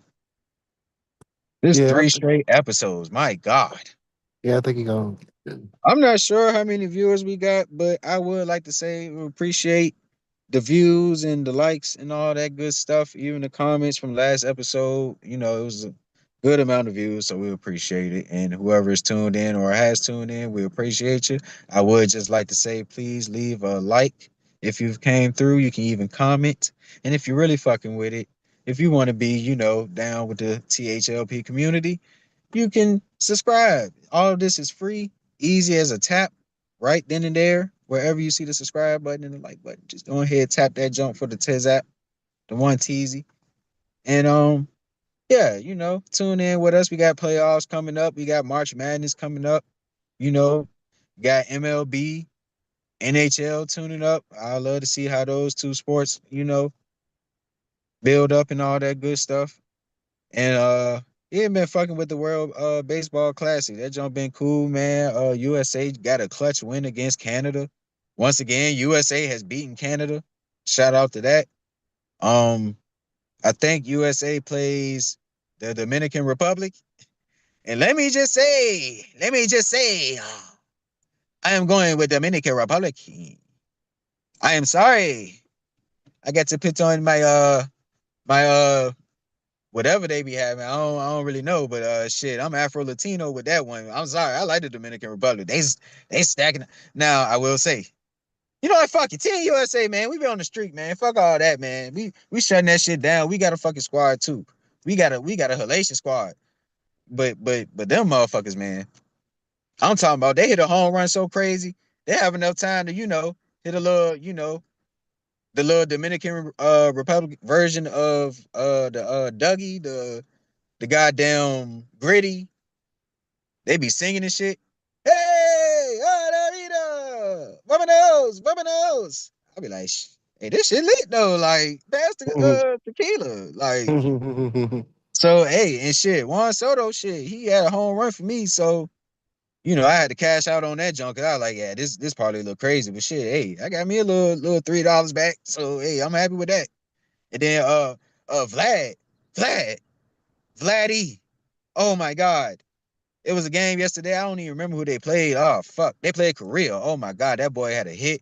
That nigga jumped like like like the motherfucking Matrix. I'm talking about he took off a home plate. He had a nice little hit. No, actually, I think he was on base and he was just running for home. Man, that nigga took off, got home plate, was safe. That shit was cold. Then shit, Juan Soto did the same thing not too long after that. Them boys get active, man. So we got a crazy test. They said DR is a plus on the money line. So that is crazy. That's what really make me want to go with DR because I'm finna take that money line. A plus on DR is insane. But yeah, man, Team USA win it. I'm speaking it for a patriotic stance. I will be elated. I will be happy. And I'm going with Team USA on the allegiance level, but best and believe $5 will be going to DR's plus if it's at 200. That's insane. But aside for that, do you got any finishing remarks, threes about not only basketball, but well, not only NBA but basketball period, like March Madness and stuff like that, as far as what's been going on, anything? I would like to say Darius Acuff is and should be moved up in the rankings as a draft pick. I think like his game, his fucking it's magnificent and on the efficiency he's giving you. Like this last game that I watched, bro, like Darius Acuff, like That like motherfucker hit two desperation threes, hit that pull up three at the top of the key, then came back at that bitch in the well, no, that wasn't a three, that was a midi. But still, he got that junk in duress and hit that bitch. They that had to clutch it at motherfucker the had a end. He did slam. miss the free throw at the end, but I mean, they pretty much had enough space to, secure that win. So yeah, that motherfucker cold. Yeah, that Yeah. motherfucker got that flame in the boy, the young boy, what's his name? Fuck. Thomas, he ain't had that much of a good game, but he did hit some big shots. You talking about He had Malik some big Thomas? shots. Yeah, him. He might Yeah, be a first rounder. He yeah. should be a first rounder if he declared. That nigga Darius Acuff is tough. And then Like, Billy Richmond, he had some big time plays against Oklahoma. Really throughout this tournament, but yeah, he had some big time plays that I think it got him back in the game or gave him a bigger lead. But yeah, he's been looking like a nice prospect. Kind of, you know, give me Corey Brewer vibes. Maybe a little better. Definitely more athletic. But yeah, man, like Arkansas, who do they play? Shit, I gotta see. Let me see if I can find these next upcoming games. Because I think they're all coming. I know Duke is playing Duke playing somebody. I forgot who the fuck they playing. But they're actively playing. Trying to think. Oh, Ole Miss. That's who they play. Ole Miss. They who Ole Miss beat the shit out of? Was that Alabama? Yeah, I believe so. Yeah, because they definitely shit fucked up my parlay. But so it's Florida and Vanderbilt. Vanderbilt is up 10 against number one Florida. Sheesh. They had old boy that dropped 30 the other game. Duke Miles got 7 points. McLaughlin has 9. Tanner has 7. So shit. Yeah, Florida in some trouble, man, going into the half. 2 minutes left. Yeah, that's something interesting. Go back, see who else playing. You got a big time game with Michigan and Wisconsin right now. Wisconsin up 26-18 against Michigan. I love to see what that backcourt doing. I forgot what old boy name is. I think Boyd.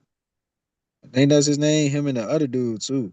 Both of them. Nick Boyd, I believe. Well, he didn't have that much of a game, but Blackwell, that's the other one. Them boys be getting active. Them boys be getting active.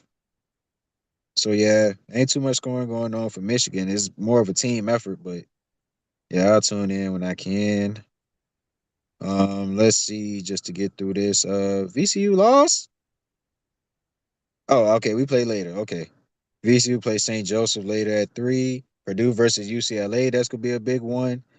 Who else? Who else we got on the Slizzy? Again, Ole Miss and Arkansas. That's at 3:30, so that's right around the corner. Houston versus Arizona. That is a super motherfucking banger. I'm just gonna say that's the game of the night. That's at 6 o'clock.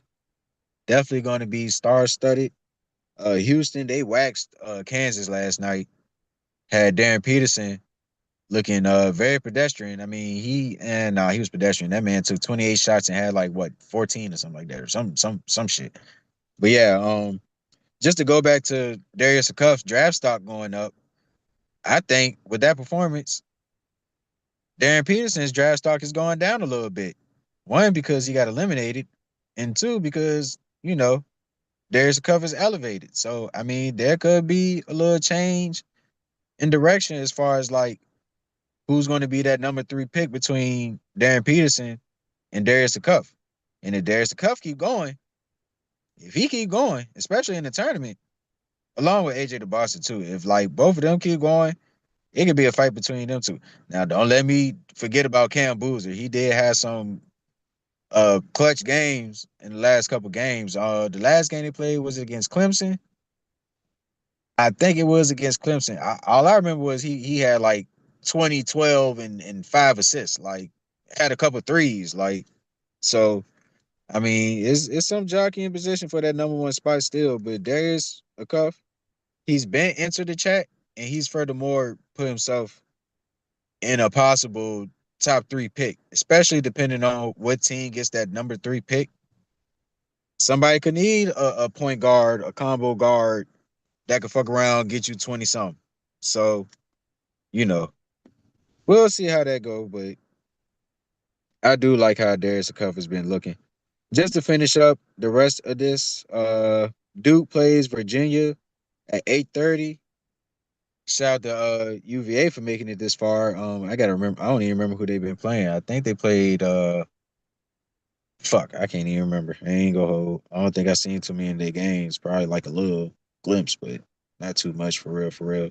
But shout out to UVA and VCU being this far in the tournament. That's cool, man. So I didn't even know they was this damn far. yeah. So this is what semifinals type shit. So we'll see how that bodes up. Again, I do want to shout out AJ Debata, even though he got eliminated against Houston. That's no shame. Had a decent game, but even just throughout the tournament, he dropped some 40 pieces. Masterclass, he broke Kevin Durant's record of dropping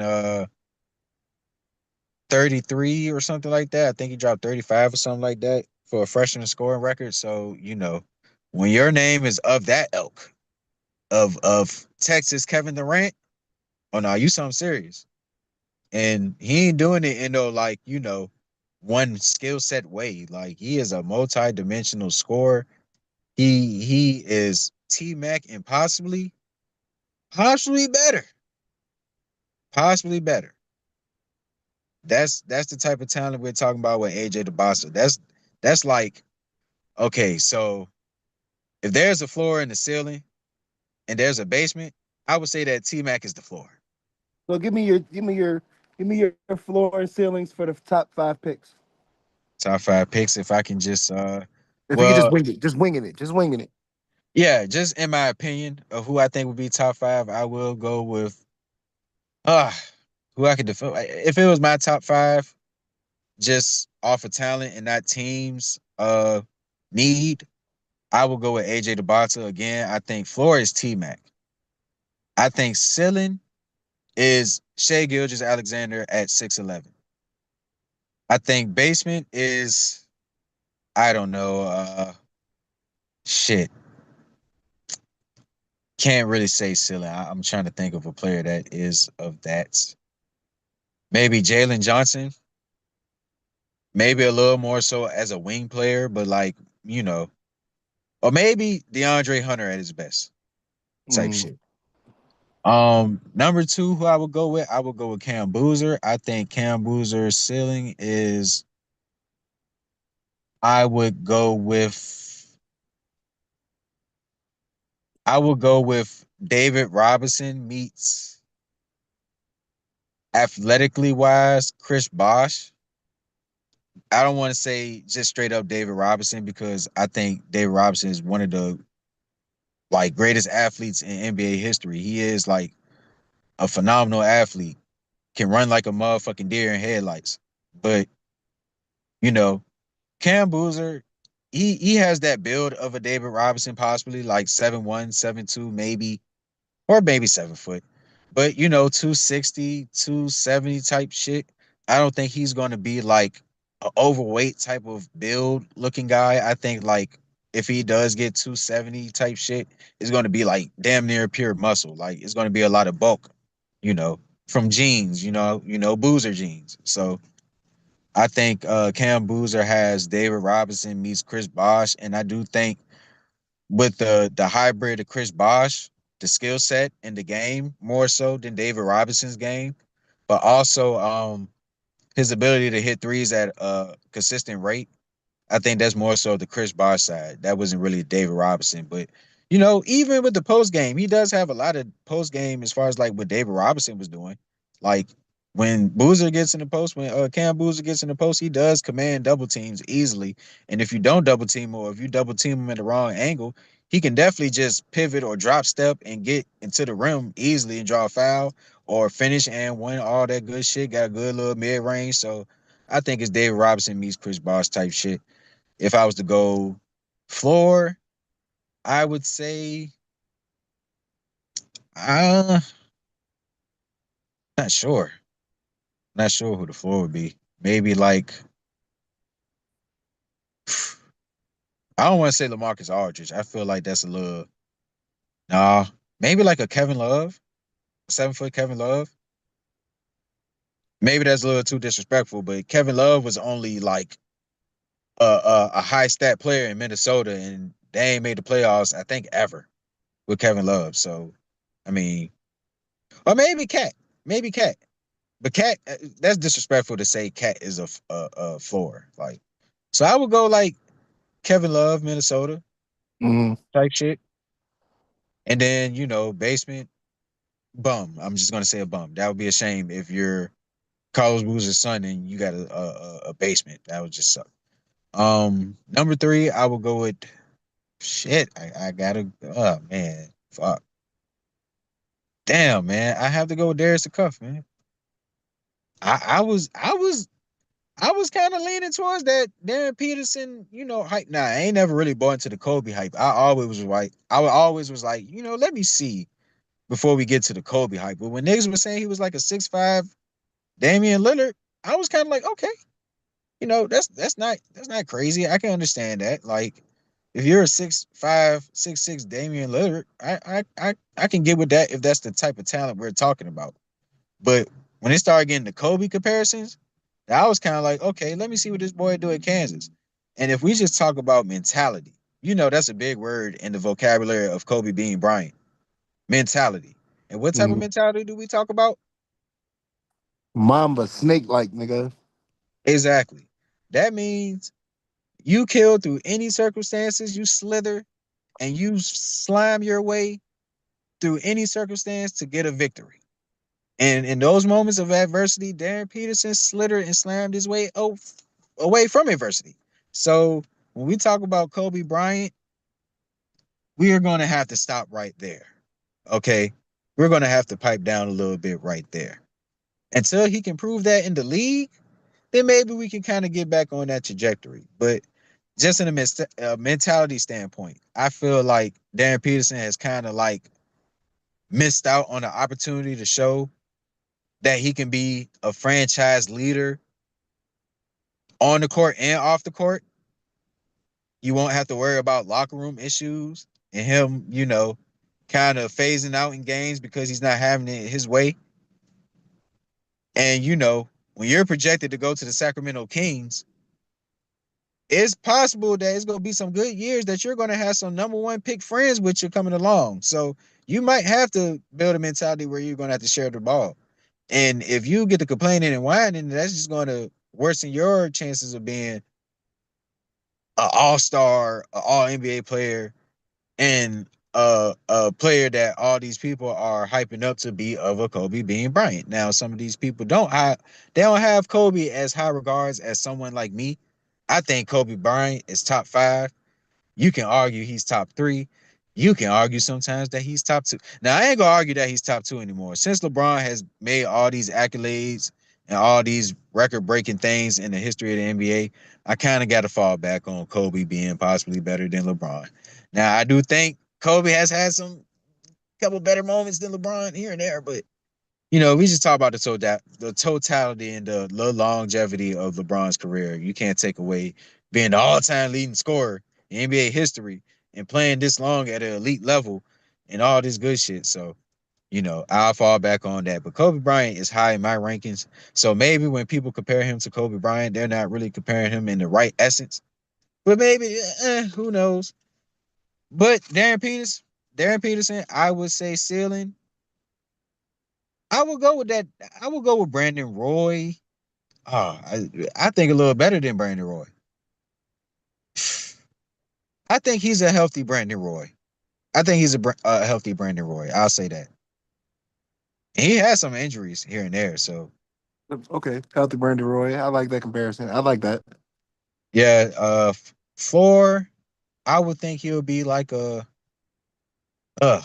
who's like a 15 a game, but it'd be empty stats type. I can't even think. I'm not even sure. Maybe a bigger Desmond Bain. Oh, Desmond Bain cold though, so maybe I can't say that for a floor. But something like that, but like a little mediocre. Maybe a better Moses Moody, like a more consistent starters minute, 30-minute a game Moses Moody who can get you like 18 to 20 a game. Because I think Moses Moody, if oh my God, I did a Kendrick Perkins. Damn, I said Moses Moody. Hmm. And you know what's so fucked up? I've been copying this nigga for no. Every time I see Moses Moody, bro, and he hit a three, and I have him on a parlay or something, I'd be like, Moses, Moses, three, Moses, Mode. I'd be hyped. But shout out to my nigga Perk, man. Hopefully you fuck around, stumble across this, man, because, fucks with you over here. But yeah, like Moses Moody, but better opportunity to grow for the floor for Darren Peterson. And then ceiling, a shame. I mean, not ceiling, basement. I ain't even gonna talk about basement for the top 5 picks because that would just be egregious. That would be egregious. I don't want to see no Markelle Fultz or Ben Simmons or Anthony Bennett and shit like that. I don't want to see that shit no more. Like Zion, he just started to beat the allegations not too long ago. Like he's been having shit. He was showing off in that Rockets game a little bit yesterday, a little bit towards the end, but yeah, like some of these number one picks, they outside of Zachary Rocher. Is he the number? Oh my god, it's so bad. I don't even know if he the number one pick. Was he the number one pick? He was, wasn't he? That's crazy. But yeah, it's been a good stretch for number one pick. So, I'm hoping none of these guys reach basement territory because that would be crazy. But fourth, I will go. Well, was that my fourth?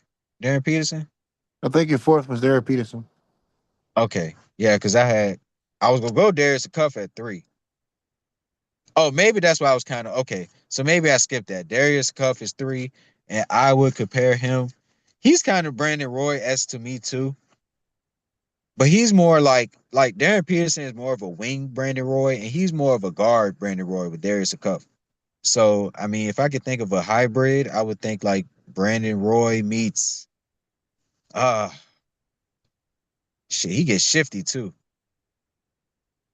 So who's like a shift? Yeah, damn man. I don't want to say Kyrie. He was showing, man. He been on the Kyrie run. I ain't gonna hold you. I ain't gonna hold you. Is it too egregious to say Kyrie Irving? A 6'5" Kyrie Irving, maybe a little watered down as far as handles, because we are talking about the greatest handles of all time. But he's broken down plenty of people this year. The same way. 20, 20, boom, step back. Bye-bye. To the Baja. Like, I don't know, man. I might gotta go like a little Brandon Roy, Kyrie Irving hybrid. I think that's his ceiling. Like he's a phenomenal physical finisher. I mean, he doesn't have that like filet mignon like Kyrie has, but he can definitely finish through contact. He can definitely finesse some high hook layups and floaters and all that stuff. Got a nice mid range game. Got a nice little step back. So yeah, I think he's like 6'5" Kyrie type shit. I think as far as like how he played though, it's more watered down. It's more a little fundamental. It's more on the Brandon Roy side, like you know. So yeah, I see two. I see two Brandon Roy as players, man. And hopefully they stay healthy so we can really see like the possibility of what Brandon Roy could have been if he was healthy, especially at his trajectory. But yeah, man, I think we got those type of players, man. All NBA S players that could be possibly like at least a top 2 guard or top 5 point guard if you talk about Darius Acuff. Maybe that's a stretch, but I mean, it ain't too many people in the way in the next 5 years.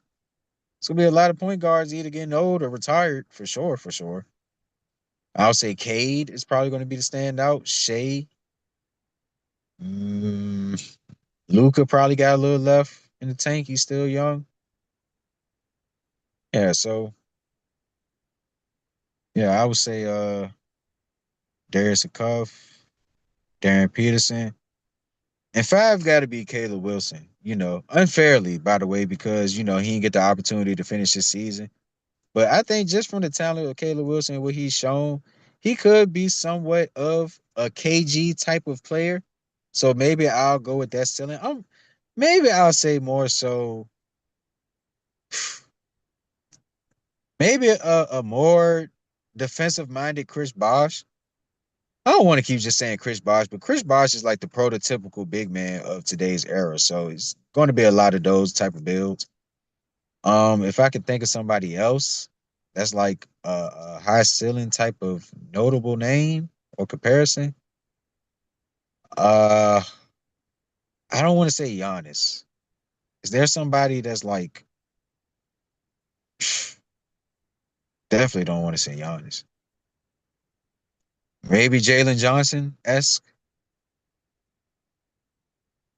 I can't think of a power forward that's kind of like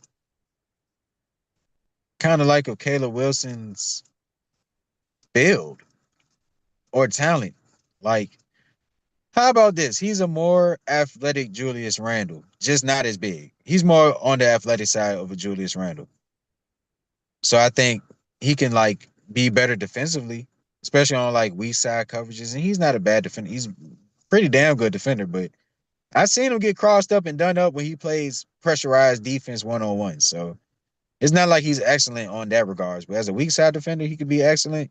And as an overall talent offensively, yeah, lob threat. He can get into a little ISO situation where he hits his mid range jumpers and stuff like that. Putbacks, all that stuff. And he can, yeah, you can let him get the ball in ISO situations and he can fuck around and get you some buckets. So yeah, Caleb Wilson, he's more of a like,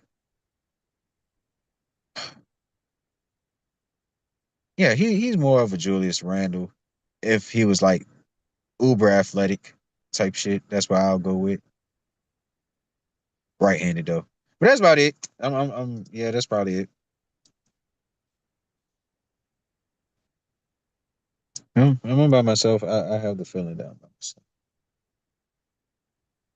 Chat, when you conversate to let people know that you're still there, all you gotta do is just say a couple mm-hmm. The little juicy J, mm-hmm. Yeah. Mm-hmm. Little Uzi, yeah. Yeah. Yeah. Or the gunner, whatever one you prefer. But yeah, man. I guess that's pretty much a wrap up. For real, we can go ahead and get this over with because I do need to catch some of these games. Kind of focus on some of these parlays. I know it's a game playing right now. I don't even think it's that significant. I got a little early jump. I know the Spurs and Hornets play, so I am anticipating that game to be a smackaroony. Hopefully, so we'll see how that go. But yeah. As far as the NBA, you know, I'd love to see how the Spurs catch up with some of these last games coming up. I do know they got a couple tough games. I think they see Boston again soon. Then they got some Western Conference opponents. I forgot who I said Miami. They probably beat Miami though. But I'd love to see how Bam play against Wemby though. Man, Bam, Bam Monte Adebayo. Please, bro. Don't go back to being regular, my nigga. Like, you can't have all this clout, my nigga, and just go back to going 6 for 20 at the fucking field goal. Like, you gotta get that efficiency straight, my brother. Sharpen your tools. Be that nigga that you supposed to be, which is that nigga Bam Monte. I forgot what the acronym for BAM is. By all means, my nigga, you need to be going from 20 to 25 next year. You dig what I'm saying? Like, you are cemented in NBA history. That's my only vices, my brother. You got your record second all time is amazing. I love the shirt that Asia Wilson had. She had the emojis where they had the Will 100. They had the Bam, the little pow Bam emoji, and then they had the snake emoji for Kobe 81. Bro, you submitted in rare air, my nigga. You gotta keep that shit going. It ain't gotta be another 50. No, you gotta get a 50 at least. You gotta get like two more 50s before you retire or something like that. Before you exit your prime, some shit. But you gotta give me like some cool 40s, my nigga. Like, you gotta capitalize off of this trajectory. So that's all I would say for Bam Monte. Salute to you, my brother. But yeah, I'd like to see that matchup with the Heat as well. So, the Spurs got some interesting games. Ain't no slouches, but I do think the talent is kind of eclipsing who they finna see in the East. I'm talking about the number 2 team in the West, and they still are in the hunt for getting this number 1 seed. But I just think with you know the MVP, I'm sorry, I'm going with that, man. This shit is over with. I know niggas had a little MVP conversation. This shit is over with, man. Congratulations to whoever gets second. It's gonna be rotating. The thing that's cemented at this point is this motherfucking Shea Gilgeous-Alexander MVP back to back. I'm sorry. Maybe I'm being a little premature. Maybe I need to see a little more nails put in the coffin. But it's we got about three. Got about three. Need about a couple more to seal the deal. But yeah, man, I'm talking about my boy been getting game winners after game winners after game winners, starting with the Knicks. Got a game winner against them. Step back three. Bye bye. Peace out. Then you got one against the Mavericks. I believe it was the one against the Mavericks. I think it was the same situation. Step back. Then you got one against the Warriors. I think the Warriors one was twice. Back to back 3 balls. And got the fuck on out of there with the peace sign, the 2 sign, 2 ski. You know what I'm saying? And then follow it up against the Celtics with uh oh, you know what? It wasn't against the Warriors. Even though I think he did hit a game winner against the Warriors recently. It was against the Nuggets, Nick. Nikola Jokic. Do you know that Shea has been 7-2 against Nikola Jokic in the last 9 something games? Some shit like that. Maybe I put a little too much cap on that, but I know it's turned into a slight deficit at this point, which Shea has been doing against Nikola Jokic. So I love to see a run back of that playoff series, just to get some straightening done. But yeah, Shea got some game. Yeah, that was the 2 back-to-back threes, the 2 step backs. Yeah, because that dumbass foul by Jay Will, and then made it a 1 point game. It was a 4 point game. All that shit. Shea walked him down again. Walked down Christian Brown. Gave that nigga a instant classic meme. Who is this guy? Who's your man's? Who's your guy? Who's this guy? You know how they talk in Canada. Who's this guy? Who's your men's? But yeah, shout out to my nigga Tuski. Like I've been saying for I want to say 3 years now, because I say it should have been MVP over Jokic in 2024. I did say that, and now we're 2023, 2024, 2024, 2025, 2025, 2020. We are 3 years in. I've been saying this man should have been MVP and the best player, and by God, he ready to get another one. So we're going to be in some historical talks, uncomfortable conversations when it comes to Shai Gilgeous-Alexander. Not only now. Because it shouldn't be that uncomfortable to understand that Shea is the best player in the motherfucking world, in the NBA, in any motherfucking venue. But understand, he is at a trajectory where you got to start inviting him to the all-time conversation. And he is approaching top 25, if not already there. If the man wins another championship with another finals MVP, shit is going to get real uncomfortable for niggas that was on that side 2 fucking years ago. Because I said this before a championship. I said this when he outperformed Luka Doncic.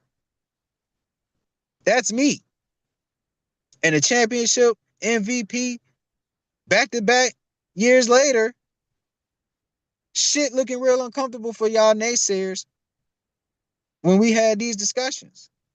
Shout out to y'all. Can't wait to have these conversations as we progress through the season and the postseason. Really can't wait.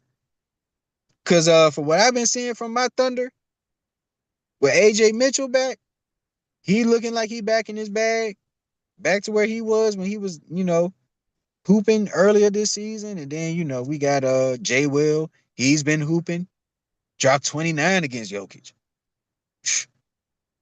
I know Jokic hate him, man. Jokic hate us, bro, because shit, you got Dort, you got Jay Will, just he just hate us. I already know it, but it is what it is. Even though he say he likes watching us, but I don't think he like watching us to enjoy how we play. I think he be scouting, but we'll see how that go if we get into the playoffs. But yeah, man, Yeah, we've been getting a collective groove going on. Even before Shea got back, we was winning some games, so that's not stopping.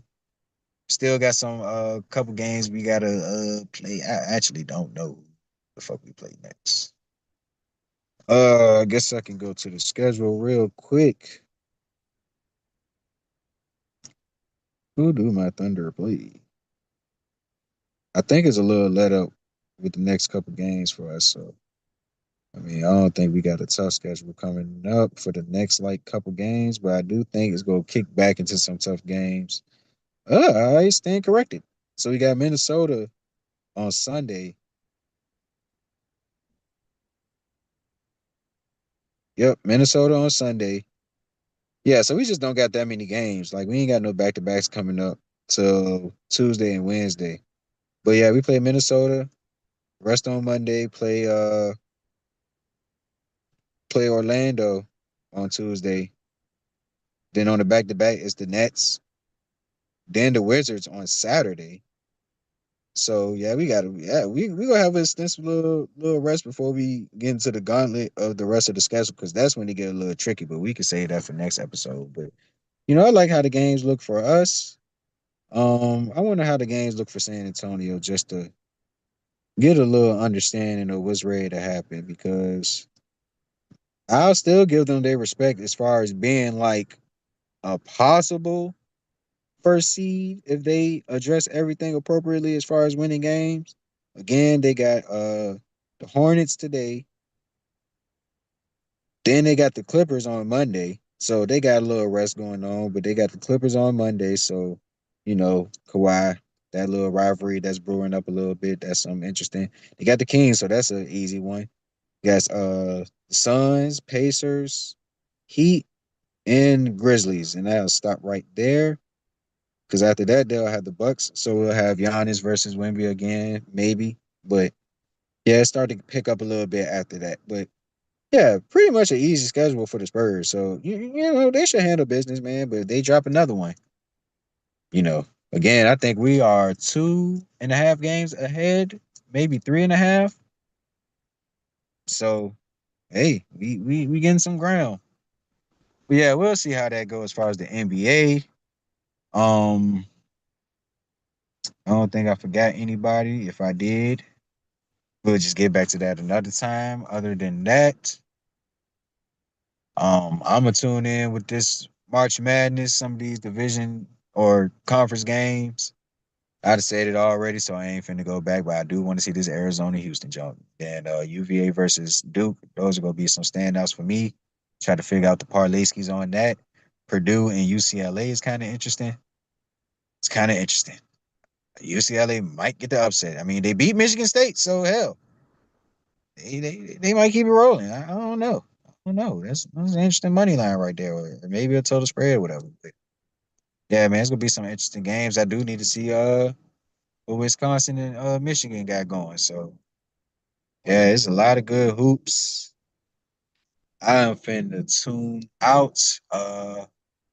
Oh, let me also, I also like to shout out my ladies, and shout out to Women's History Month. If I didn't say that last time, I would just like to say that, shout out to the ladies, of course. And when it comes to the ladies, they are in the midst of the FIBA World Cup, the Team Women's USA basketball team. So, I got to catch me a game. I seen like some slight plays here and there. I seen some phenomenal plays with Caitlin Clark in the first game. I forgot who they played, but that was pretty much a gimme. But yeah, she's been looking good in her first couple games back from like a damn near calendar year. So happy to see Caitlin Clark coming back, hitting threes, dropping dimes and all that good stuff. The Sheboygan way. If you know about Caitlin Clark, you should know about Sheboygan. But yeah, man, good to see her. Good to see her playing with Angel Reese and Paige Beckers and all them playing, some great team ball. Paige just started, so I got to go back and see this game against who did they play? I don't think it was Brazil. I think it was fuck. I can't even remember, man. I gotta go back and check. I ain't seen too much. I did see that they kind of messed up my money line on a little over spread in the first half, but hey, that was my risk. That was a risk because that damn sure doubled my parlay for where it's at. I got enticed, so that's me falling for the trap. But other than that, I do want to catch some of these past games and even some recent games that's supposed to be coming up. I don't know if they play today, but I definitely got to see how this Team USA roster is clicking, especially with players like Paige and Caitlin Clark and Angel Reese and Ryan Howard. I seen she had some good stats in her game, and even some underrated players that can really benefit from this experience, like a Kiki Arifin. Like I think she'll have a good showing. Ray Burnell, she'll have a good showing too going into the next season. So yeah, Khalil Copper. They got the OGs with her, Jackie Young, and especially OG Triple OG Chelsea Gray. The point guard. So yeah, I'm gonna tune in with some of these Team USA World Cup games. Just to see how these ladies looking. And I probably said this before in the past. I don't know if I did. I thought the negotiations was over for the WNBA like 2, 3 weeks ago when they made like some big time offer or something like that. I thought it got accepted. And I thought everything was cool, but the ladies weren't going for it. And if they demand more, they demand more. I have no arguments in that whatsoever. But it's looking a little crazy as far as these negotiations, as far as the WNBA. So I'm really hoping there's no delays. I really hope they can figure out some situation to where these ladies get paid their top dollar, and we can really celebrate women's history with the WNBA having like their moment to where they up the game as far as like revenue and for other players to come in, especially with all these other teams coming in. You want to leave the game better than what you came, which all these players like Asia Wilson and Breonna Stewart and Nafisa Collier are doing. And I salute that to the fullest because you can see it's evident with what they did in Unrivaled, specifically Stewie and Fee, generating like $45 million off the whim, off the independency. You know what I'm saying? Like, yeah, they got some deals here and there, but that was off of the name brand that they accumulated so much money. So the fact that you got that going on, they trying to definitely do even more with the WNBA because it's so exclusive to many players. So you know, I would hate to see a lockout, but if it is, I'm just gonna enjoy the rest of these women hoops that I've been seeing with Unrivaled AU. I still need to go back and watch some AU hoops and stuff like that. I probably check out not just Team USA, but some of these other countries that are playing in the World Cup. Shout out to Dom Malonga. Get well soon. She had an injury. She's out for Team France. So no Dom dunks. Sucks to see.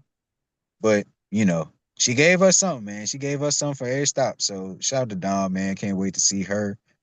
Hopefully, when the season starts next year, hopefully. Well, this year, hopefully. Shh. Gotta manifest this because I'm hoping that the WNBA fold. They need to. That Kathy Asabrig, whatever her name is, she's just fucking in the way, man. That shit crazy.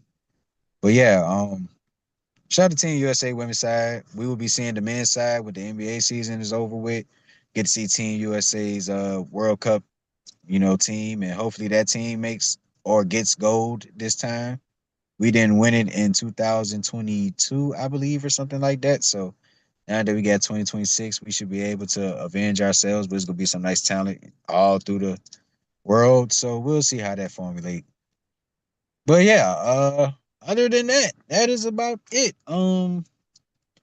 Just a little hip hop thing, real quick. We could say the hip hop stuff, rap stuff, for when it really picks up a little later on. I ain't gonna keep saying the same old names here and there, but I do want to shout out Denzel Curry and I think they call it the Scythe. They got a new group with Denzel Curry, Tia 27. Corinne, and then ASAP Ferg. Oh, you still there? Yo, Yep. yo, nigga, is you here? No, you Nah. haven't. I don't think this nigga can hear me. Well, hopefully we can have some finishing remarks real quick. We're ready to close this thing on now. But yeah, I fuck with that Denzel Curry jump. It's you know, ain't nothing too crazy, but Denzel Curry been dropping some solid heat. I'll definitely say it's some heat. It's definitely giving me 8 vibes. So I'm gonna tune in a little more with that. If I could just bring some notable songs, because I was just kind of listening through it. I ain't really listened to what song was playing. But I know they got BK the Ruler on a couple songs. She got a song with Tia Corinne's just her and Tia Corinne. So I like that, man, because they both the same type of, rapper type shit. But, they kind of, you can tell the difference between the two. And it's kind of like, it's kind of like it's like the baby and Lil Baby type shit. I fuck with that, man. They could drop a little mixtape if they wanted to. Like that shit would be hard. But yeah, let me pull up the track list real quick. I gotta remember some of these songs. Yeah, and it's called Strictly for the Scythe. Strictly for the Scythe. That's the name of the new album. If I can just find the playlist. And we out here.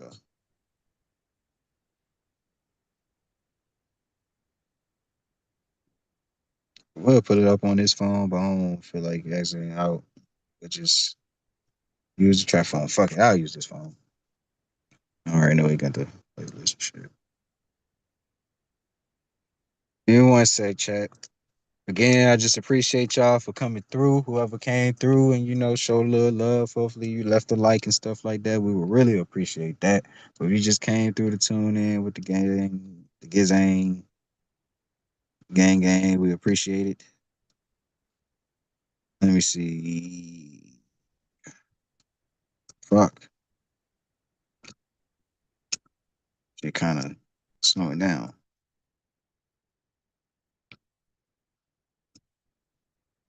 Fuck. Okay, here we go. Here we go. Shit. All right, so yeah, the first song, the Scythe, that joint hard. Um, Phony, they got Juicy J, ASAP Ferg, Key Nada. I hope I say that right, but yeah, the nigga Key Nada, he alright, like he alright, he a part of that group and all that, so he alright. Lit Effect, that jump hard. Got that the nigga Laser them 700. That jump alright, he did his thing on that jump. 10 is the song with BK the Ruler and Tia Corinne, that jump hard. Up, they got Rich the Kid on that jump. Yeah, ain't nothing but like six some, seven some songs, but that jump, Mud That Bitch the best song. Mud That Bitch the best song. So I fuck with that heavy. So, you know. Yeah, man. Shout out to Denzel Curry, man. I for one appreciate what he's been doing, especially in the last couple of years. He's definitely been turning up a notch. And even though Denzel Curry is kind of the forgotten man in that you know, uh XXL freshman class that he was in with Kodak and 21 Savage and Lil Uzi, Lil Yachty, uh, I think G Herbo and Dave East. They had a lot of talent coming out that 2016 class. And yeah, Denzel Curry, he was definitely a part of that class. And throughout his career, he's actually has some damn good masterpiece. I'm talking about hits, doing numbers that's still going viral, still used in TikToks and all type of shit like that. So I'm still getting a little familiar with Denzel Curry. I only been listening to him like last 2 years when he did I probably listened to like a couple songs here and there he was featured on, but what really caught my attention is that I forgot what it was called. I forgot what the fuck it was called, but it was the Cypher junk on Rap Radar. It was him and Tia Corinne and ASAP Ferg and all them. Basically the group that they promote now. So, you know, yeah, I seen that junk. I was fucking with that shit. So I was like, yeah, this nigga Denzel Curry shit ain't that bad. You go through a couple songs here and there, man, bro, cold. So, he dropped I think 2 albums. Uh Well, not even including this one. So three. Dropped 3 albums in like a year, 2 year span. Think 2 years. So, shout out to Denzel Curry, man. Shout out to, the Scythe, whatever they got going on. I hope I said it right, but I fucks with it. Shout out to Tia Corinne, because I always fuck with, Freaky T. How can you not? You know. And then, ASAP Ferg, a legend in the game, I would say. Definitely a young legend. So yeah, shout out to that, man. Other than that, I think we are done. I will fucking hate to forget anything. Um, well, not to leave too much out on women's college. All the tournaments have been ended and all that. First and foremost, shout out to my UConn Lady Huskies. Sarah Strong, National Player of the Year. That's just all I'm gonna say because I feel like I say this all the time. But you know, we got the Big East championship wrapped up. Um, Shout out to Texas getting the upset against South Carolina, getting the SEC championship. That's crazy. That is insane. Um, I might gotta look up who won the ACC. Who won the ACC? Was it Duke? I don't think it was Duke. I think they got upset. Damn, I can't even remember for real, man. Uh, was it Louisville or Duke? I think that was the championship game. I can't even fucking remember. It's been a little minute since them games been on, but for the most part, I do remember Texas winning. Uh, Big Ten, UCLA, they got that out the way against Iowa. Sh- oh, can't remember all the rest of the teams. I'll probably get back to that another time, or maybe on the season recap or something like that. I'm just waiting on March Madness because I'm trying to get through these men's games. I've been tuning in more so into that. It's been turned. So, you know, sorry, ladies, I know it's Women's History Month, like I said, but I'm gonna get back to y'all, when this March Madness start and I get to watch my UConn Lady Huskies and what we're able to do in this tournament. I'll feel good about some of these games we get to watch and some of these matchups. Who won the Big 12? Who won the Big 12? It was an upset. It was an upset. Somebody beat TCU. I can't remember. Fuck, fuck, fuck. Who beat TCU? Who beat TCU? Who beat TCU? It won't Colorado. Was it Colorado? Oh, it's good. Damn. I'm so sorry. I'm willing to look this up. I'm willing to look this up. I'm willing to look this up because yeah, TCU losing in the Big Ten championship or Big 12 championship. It's kind of wild. Like it was rolling and everything. Like let me go back and look, man, because it's a hell of an upset right there. I ain't gonna lie. I can't remember the team, but I did see some of the score. I ain't watched the game, but if I can go back and find it. Damn, how many? This is a little OD. They got every conference in the world. Uh, okay, they ain't got the shit up, man. Let's see. Okay, this Big East. Did we finish before them? Man, I'll just fuck. West Virginia. Okay. Shout out to West Virginia's women's basketball team for winning the Big 12 championship. That is phenomenal. Great job by you ladies. I just want to salute y'all. Um, let's see. I, I'll just go and finish and see who won the ACC championship for the women's side. I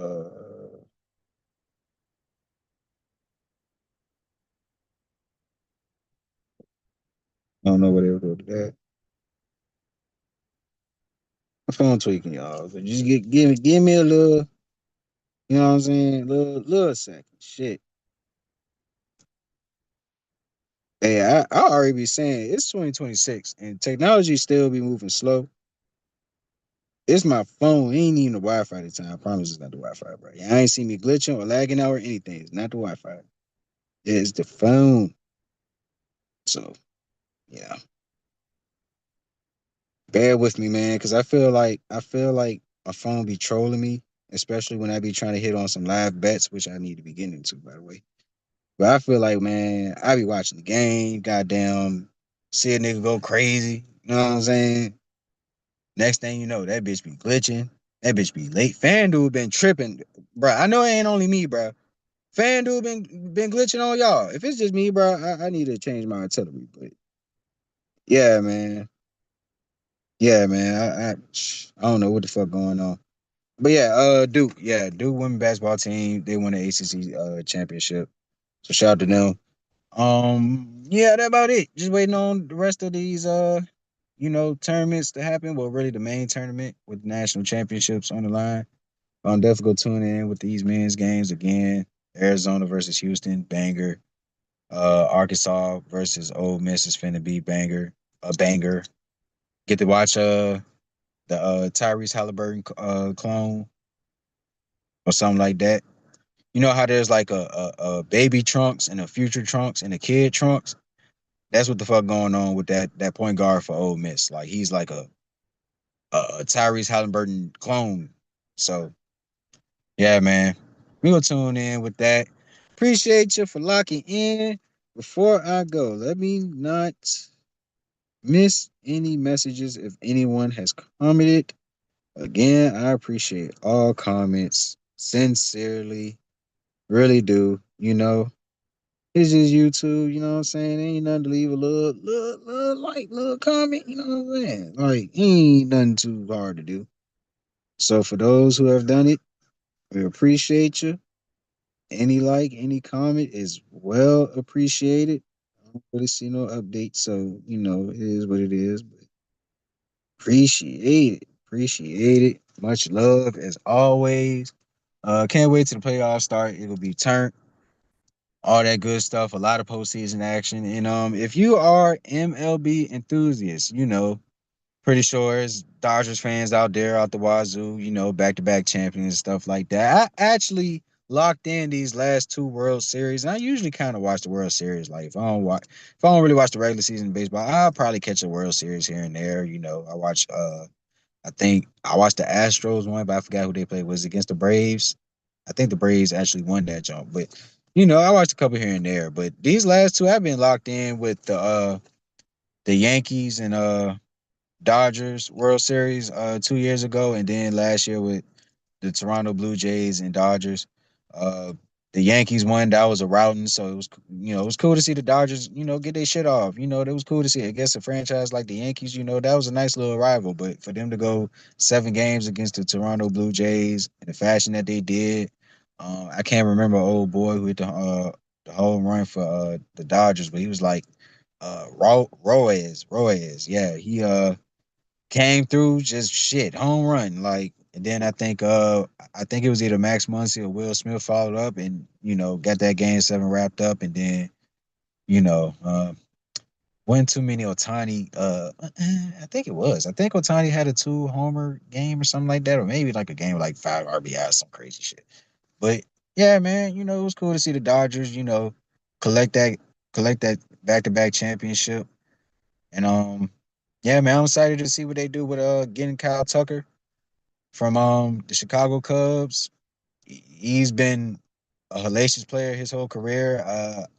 If I believe correctly, Kyle Tucker is Houston Astros product. I think that was the team he really played with the most, but I could be wrong. I'm kind of, you know, very casual, but I am here to learn and shit. I already told myself, give me 10 years. I said 10 years. Give me 10 years. I'm gonna know the MLB like the back of my hand. Like I probably don't know the integral parts about playing, but I will know who are players and I'll know schemes and strategies and stuff like that. So I'm locking in, man. I'm locking in, bro. So I definitely want to see what the Dodgers do. It's been a lot of good changes. I got to get a team. I don't know who my team is, so I got to claim somebody before this shit start. I got to claim somebody. I'm leaning Chicago. I mean, not Chicago. I'm leaning Cincinnati Reds because I fuck with Ellie De La Cruz, bro. I fuck with Ellie De La Cruz. I'm surprised he's not playing with Team Dominican Republic if he is from there. I'm not sure. Maybe he had a late injury or something like that, but I think he should be on that team. So that sucks. But yeah, man, I'm gonna tune in. I'll figure that out as far as like what team I can go for because if y'all didn't know, I was a Dodgers fan when they had Yasiel Puig. So if they just did right by him, I still would have probably been a Dodgers fan. I would have witnessed some of these championships with Shohei Ohtani, one of the young goats, if not the possible goat, depending on how his career keep going. But yeah, man, I'm gonna definitely tune in. I'm definitely gonna tune in with this World Baseball Classic with Team USA versus Team DR, and I'm going to just patriotically, spiritually go with Team USA. I'm going with Team USA. But I'm gonna have about a couple parlays with Team DR. I'm gonna have one parlay with Team DR. How about that? I'm gonna just for my pocket security. Okay, it's not me saying I want to go for him, but you know, last time I seen it was a 200 plus money line, man. The fuck you want me to do? I'm pretty sure is half of America is doing the same shit, if not 3/4. So who can you blame? Niggas got Juan Soto, Vladdy, Jr., Tatis, Julio Rodriguez, Julio. They got Marte. I mean, these motherfuckers are loaded. Junior Camaro. These motherfuckers be snapping. I'm talking about cha-cha every base after a home run. And don't let it be a grand slam. Don't even let it be a two-run home run. Niggas is dancing on your grave. We got to see that today. I think Paul Skeen is the pitcher. Thank God we got a dog like him. He's been pretty damn good so far, but golly, the workload that he's going to have to start off with. I mean, Jesus. Ooh, it's going to be some great hoops, all sports. Got to catch some hockey. Shout out to Connor McDavid. Great win for the Oilers last night.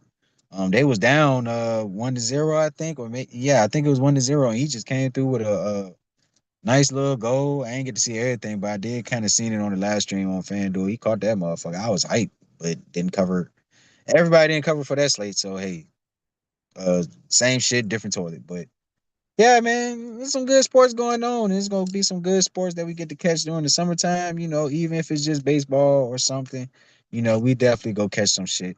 At least I know I am because I definitely need to see who hitting and who not. Catch you next time on the flip side again. Like and subscribe. This is the Highlight Podcast. I forgot to do the intro. I was kind of, trying to shuffle up some shit. But yeah, man, tune in next time. We appreciate any type of love, any type of viewership, any type of likes, any type of comments. Share, tell a friend to tell a friend, tell your mama, tell your grandmama. Hopefully, no one blows her up with a bazooka. Tune in with you next time. Peace and blessings.